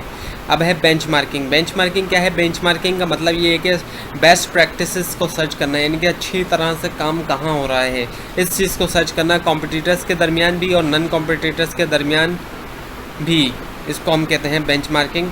अब है एलोकेटेड रिसोर्सेस एलोकेशन के लिए जो है वो बजटिंग यूज़ की जाती है, स्केजुलिंग, ब्रेक इवन एनालिसिस और लीनियर प्रोग्रामिंग। पहले देखते हैं बजटिंग क्या है। बजटिंग का मतलब ये है कि बजट जो है एक न्यूमेरिकल प्लान है, न्यूमेरिकल की फॉर्म में, नंबर्स की फॉर्म में प्लान बनाया जाता है ताकि रिसोर्सेज को एलोकेट किया जा सके स्पेसिफिक एक्टिविटीज़ के लिए और स्पेसिफाइड पीरियड के लिए। स्पेसिफाइड पीरियड जैसे मंथ के लिए अगर बन रहा है बजट तो मंथ के हिसाब से, और ईयर के लिए बन रहा है तो ईयर के हिसाब से। अब है लेक्चर नंबर 21। तो लेक्चर नंबर 21 के अंदर है आपको पिछले लेसन वाले हिस्से के अंदर बताया था एलोकेटिंग रिसोर्सेज के लिए बजटिंग यूज़ की जाती है, स्केजुलिंग, ब्रेक इवन एनालिसिस और लीनियर प्रोग्रामिंग। बजटिंग आ चुका है, दोबारा है कि न्यूमेरिकल प्लान होता है ये नंबर्स की फॉर्म में रिसोर्सेज को एलोकेशन करने के लिए, स्पेसिफाइड एक्टिविटीज़ के लिए और स्पेसिफाइड पीरियड ऑफ टाइम के लिए।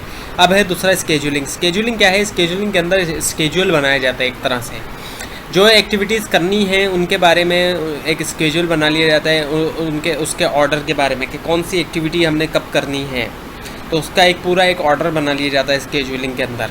अब है गैंट चार्ट। स्केड्यूलिंग के अंदर गैंट चार्ट है। गैंट चार्ट क्या है? एक स्केड्यूलिंग चार्ट बनाया था हेनरी गैंट ने, इसी वजह से इसको गैंट चार्ट कहा जाता है, जो कि शो करता है एक्चुअल और प्लान आउटपुट, यानी कि एक्चुअल आउटपुट हमारा कितना है और हमने प्लान कितना किया था। एक्चुअल और प्लान के अंदर फ़र्क होता है, जारी बात है। जो एक हमने आउटपुट प्लान किया है कि हम इतनी चीज़ें बनाएंगे तो हो सकता है एक्चुअल उससे ज़्यादा भी बन जाए या कम भी, तो ये शो करता है एक्चुअल और एक्चुअल और प्लान आउटपुट को over a period of time, यानी एक पीरियड गुजरने के बाद, कितने पीरियड के बाद कितना हुआ। पर्ट नेटवर्क है स्केड्यूलिंग के अंदर। पर्ट नेटवर्क क्या है? एक फ्लो चार्ट की तरह एक डायग्राम है जो सीक्वेंस ऑफ एक्टिविटीज़ को शो करती है, यानी सीक्वेंस जो है एक के बाद एक एक्टिविटीज़, यानी कि जो ज़रूरी पड़ती हैं किसी प्रोजेक्ट को कंप्लीट करने के लिए, और फिर साथ में उसकी टाइम भी और उसकी कॉस्ट भी कि कितनी हर एक्टिविटी में कितना टाइम आएगा और कितनी जो है वो उसकी कॉस्ट आएगी।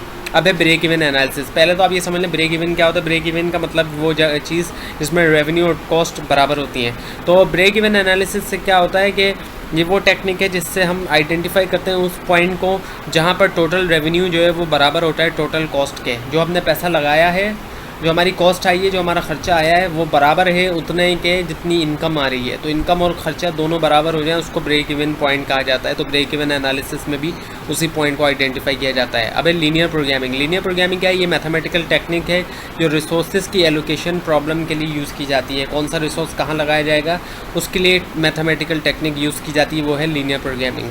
अब है आपके सामने कंटेम्प्रेरी प्लानिंग टेक्निक्स, उसमें है प्रोजेक्ट मैनेजमेंट और सिनेरियो एनालिसिस। प्रोजेक्ट मैनेजमेंट को समझने के लिए पहले प्रोजेक्ट को समझना ज़रूरी है। प्रोजेक्ट क्या होता है? ये वन टाइम एक बार होने वाली सेट ऑफ एक्टिविटीज़ है, यानी सेट है कई सारी एक्टिविटीज़ का एक बार होने वाली, जिसकी डेफिनेट एंड बिगिनिंग होती है, एक डेफिनेट किस्म की बिगिनिंग है और एंडिंग पॉइंट है टाइम के अंदर। प्रोजेक्ट मैनेजमेंट की डेफिनेशन अगर देखें तो the task of getting a project activities done on time, यानी कि प्रोजेक्ट मैनेजमेंट के अंदर होता क्या है कि एक्टिविटीज़ जो होती हैं, task of getting a projects activities, project की जो एक्टिविटीज़ होती हैं उनको टाइम पे किया जाए। प्रोजेक्ट मैनेजमेंट के अंदर ही ये होता है कि टाइम पे की जाए जो प्रोजेक्ट की एक्टिविटीज़ होती हैं, और ना सिर्फ टाइम पे की जाए बल्कि बजट के अंदर की जाए। जो बजट है उस प्रोजेक्ट का उसके मुताबिक की जाए और स्पेसिफिकेशंस के मुताबिक की जाएंगी। ये स्पेसिफिकेशंस हैं। सिनेरियो एनालिसिस क्या है? कंसिस्टेंट व्यू है of what the future is likely to be, किस तरीके का फ्यूचर होगा उसके बारे में कंसिस्टेंटली लगातार तौर पे देखना। अब है अदर मेथड्स, कुछ दूसरे मेथड्स हैं। क्यूइंग है, जैसे सिमुलेशन मॉडल्स है और डिसीजन ट्रीज हैं, ये आप आगे जाके सीखेंगे। अब है लेक्चर नंबर 22 जो कि लास्ट लेक्चर है इस वीडियो का। Why do managers plan? Managers plan क्यों करते हैं? पर्पस ऑफ प्लानिंग क्या है? प्लानिंग जो है ए प्राइमरी मैनेजमेंट फंक्शन है, प्राइमरी, और ये इस्टेब्लिश करता है बेसिस जितने भी मैनेजमेंट फंक्शंस होते हैं, जैसे ऑर्गेनाइजिंग है, लीडिंग है, कंट्रोलिंग है और एश्योरेंस भी। पर्पस ऑफ प्लानिंग के अंदर अगर हम देखें प्लानिंग को पोल्का के पर्सपेक्टिव में, तो प्लानिंग के लिए भी की जाती है, प्लानिंग ऑर्गेनाइजिंग के लिए भी की जाती है, प्लानिंग लीडिंग के लिए भी की जाती है, प्लानिंग कंट्रोलिंग के लिए भी की जाती है, प्लानिंग एश्योरेंस के लिए भी की जाती है। प्लानिंग जो है वो इस्टेब्लिश करती है कोऑर्डिनेटेड एफर्ट जो होती हैं उनके अंदर कोऑर्डिनेशन पैदा हो जाती है प्लानिंग के थ्रू, और प्लानिंग रिड्यूस करती है अनसर्टेनिटी का मतलब रिस्क ऑफ फेलर कम होता जाता है। प्लानिंग रिड्यूस करती है ओवरलैपिंग का मतलब यही कि दो लोग एक ही काम करे जा रहे हैं, और वेस्टफुल और एक्टिविटीज़ जो है उसको भी रिड्यूस करती है, जो फालतू किस्म की एक्टिविटीज़ हैं। प्लानिंग जो है वो इस्टेब्लिश करती है गोल्स को भी, यानी कि डेस्टिनेशन को और स्टैंडर्ड्स को जो यूज्ड होते हैं कंट्रोलिंग के अंदर। प्लानिंग और परफॉर्मेंस को अगर हम देखें जनरली स्पीकिंग अगर हम कहें तो फॉर्मल प्लानिंग एसोसिएटेड होती है, जुड़ी हुई होती है हायर प्रॉफिट से, बहुत ज़्यादा प्रॉफिट से, और हायर रिटर्न ऑन एसेट, और एसेट्स के ऊपर रिटर्न होना, यानी कि मशीनरी है जैसे उसके ऊपर रिटर्न होना। क्वालिटी ऑफ प्लानिंग प्रोसेस की बात करें और अप्रोप्रिएट इम्प्लीमेंटेशन जो है plan contribute more to high performance than does the extent of planning. External environment जो है वो अंडरमाइन कर सकता है इफेक्ट्स जो है वो फॉर्मल प्लानिंग की, यानी उसको कमज़ोर कर सकता है, एक्सटर्नल इन्वायरमेंट से असर पड़ सकता है फॉर्मल प्लानिंग के ऊपर। प्लानिंग या परफॉर्मेंस रिलेशनशिप जो है वो इन्फ्लुएंस होता है प्लानिंग टाइम फ्रेम से, यानी जो टाइम रिक्वायर्ड है किसी चीज़ को करने का। प्लानिंग के अंदर क्या होता है, प्लानिंग है क्या एक्चुअली, प्लानिंग किससे कहते हैं? प्लानिंग के अंदर डिफ़ाइन किया जाता है ऑर्गेनाइजेशन गोल्स को, कि गोल्स क्या हैं ऑर्गेनाइजेशन के, हमने कहाँ पहुँचना है। इस्टेब्लिश की जाती है ओवरऑल स्ट्रेटजी, यानी पूरी ऑर्गेनाइजेशन की एक स्ट्रेटजी, एक लॉन्ग टर्म का प्लान जो है, और डेवलप की जाते हैं कॉम्प्रिहेंसिव किस्म के सेट ऑफ प्लान्स, यानी कि बहुत कई सारे प्लान्स का सेट जो है वो बनाया जाता है टू इंटीग्रेट करने के लिए, मिलाने के लिए और कोऑर्डिनेट करने के लिए ऑर्गेनाइजेशनल वर्क को। प्लानिंग क्या है? चूजिंग करना गोल को और डेवलप करना स्ट्रेटजी उस गोल को अचीव करने के लिए कि ये गोल अचीव होगा। अब फ़ायदे क्या हैं प्लानिंग के? परसिस्टेंस होती है, यानी कि कंटिन्यूसली काम करना, डायरेक्शन होती है, एक डायरेक्शन मिल जाती है, इंटेंसिफाइड एफर्ट होती है, यानी कि किस काम के लिए कितनी एफर्ट की ज़रूरत है, और क्रिएशन ऑफ टास्क स्ट्रेटजीज़, यानी कि आप जैसे फॉर एग्जांपल क्रिकेट की मिसाल लें तो कौन सा प्लेयर कौन से नंबर पे बैटिंग करेगा, ये इस तरह की जो है वो टास्क स्ट्रेटजीज़ जो है वो बनाई जाती हैं। अब फंक्शंस ऑफ प्लानिंग के अंदर क्या क्या फंक्शन से आइडेंटिफाई किया जाता है कि फ्यूचर की अपॉर्चुनिटीज़ क्या क्या हैं, एक्सप्लोर की जाती है और अवॉइड की जाती हैं जो फ्यूचर की प्रॉब्लम्स हैं, उनको डेवलप किया जाता है कोर्सेस ऑफ एक्शन, यानी कि अगर ये काम नहीं करेगा तो मैं ये करूँगा, और अंडरस्टैंड किया जाता है रिस्क को, और जितनी भी अनसर्टेनिटीज़ होती हैं मुख्तलिफ ऑप्शंस के साथ, यानी जितने भी रिस्की फैक्टर्स होते हैं जितने मुख्तलिफ ऑप्शंस के साथ उनको समझा जाता है।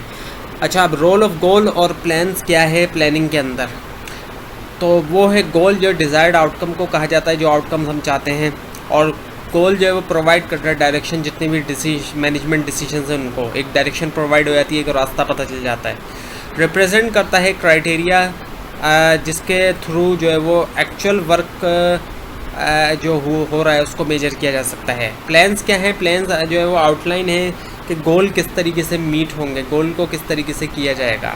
अगर करेक्टरिस्टिक्स देखें हम वेल डिज़ाइन गोल की, जो एक बहुत अच्छी तरह डिज़ाइन हुआ गोल है, तो उसमें क्या क्या है कि वो लिखा होना चाहिए आउटकम्स की फॉर्म में, यानी कि मैं फॉर एग्जांपल ए ग्रेड लेना है, मुझे स्टूडेंट ने गोल बनाया, मैंने ए ग्रेड लेना है, तो वो ए ग्रेड जो है वो आउटकम है। गोल जो है वो मेजरेबल होना चाहिए, उसको नापा जा सके, और क्वान्टिफाइबल हो, यानी नंबर्स की फॉर्म में हो।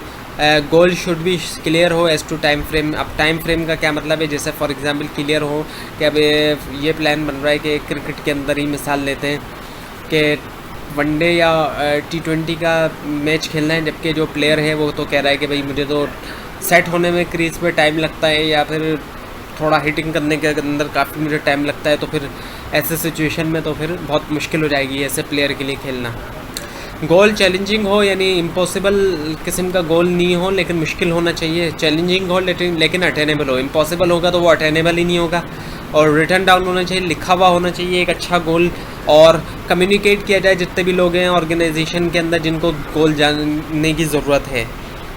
टाइप्स ऑफ गोल के अंदर अगर हम देखें तो जितने भी ऑर्गेनाइजेशन के अंदर जो है वो मल्टीपल ऑब्जेक्टिव्स होते हैं, कई सारे ऑब्जेक्टिव्स होते हैं।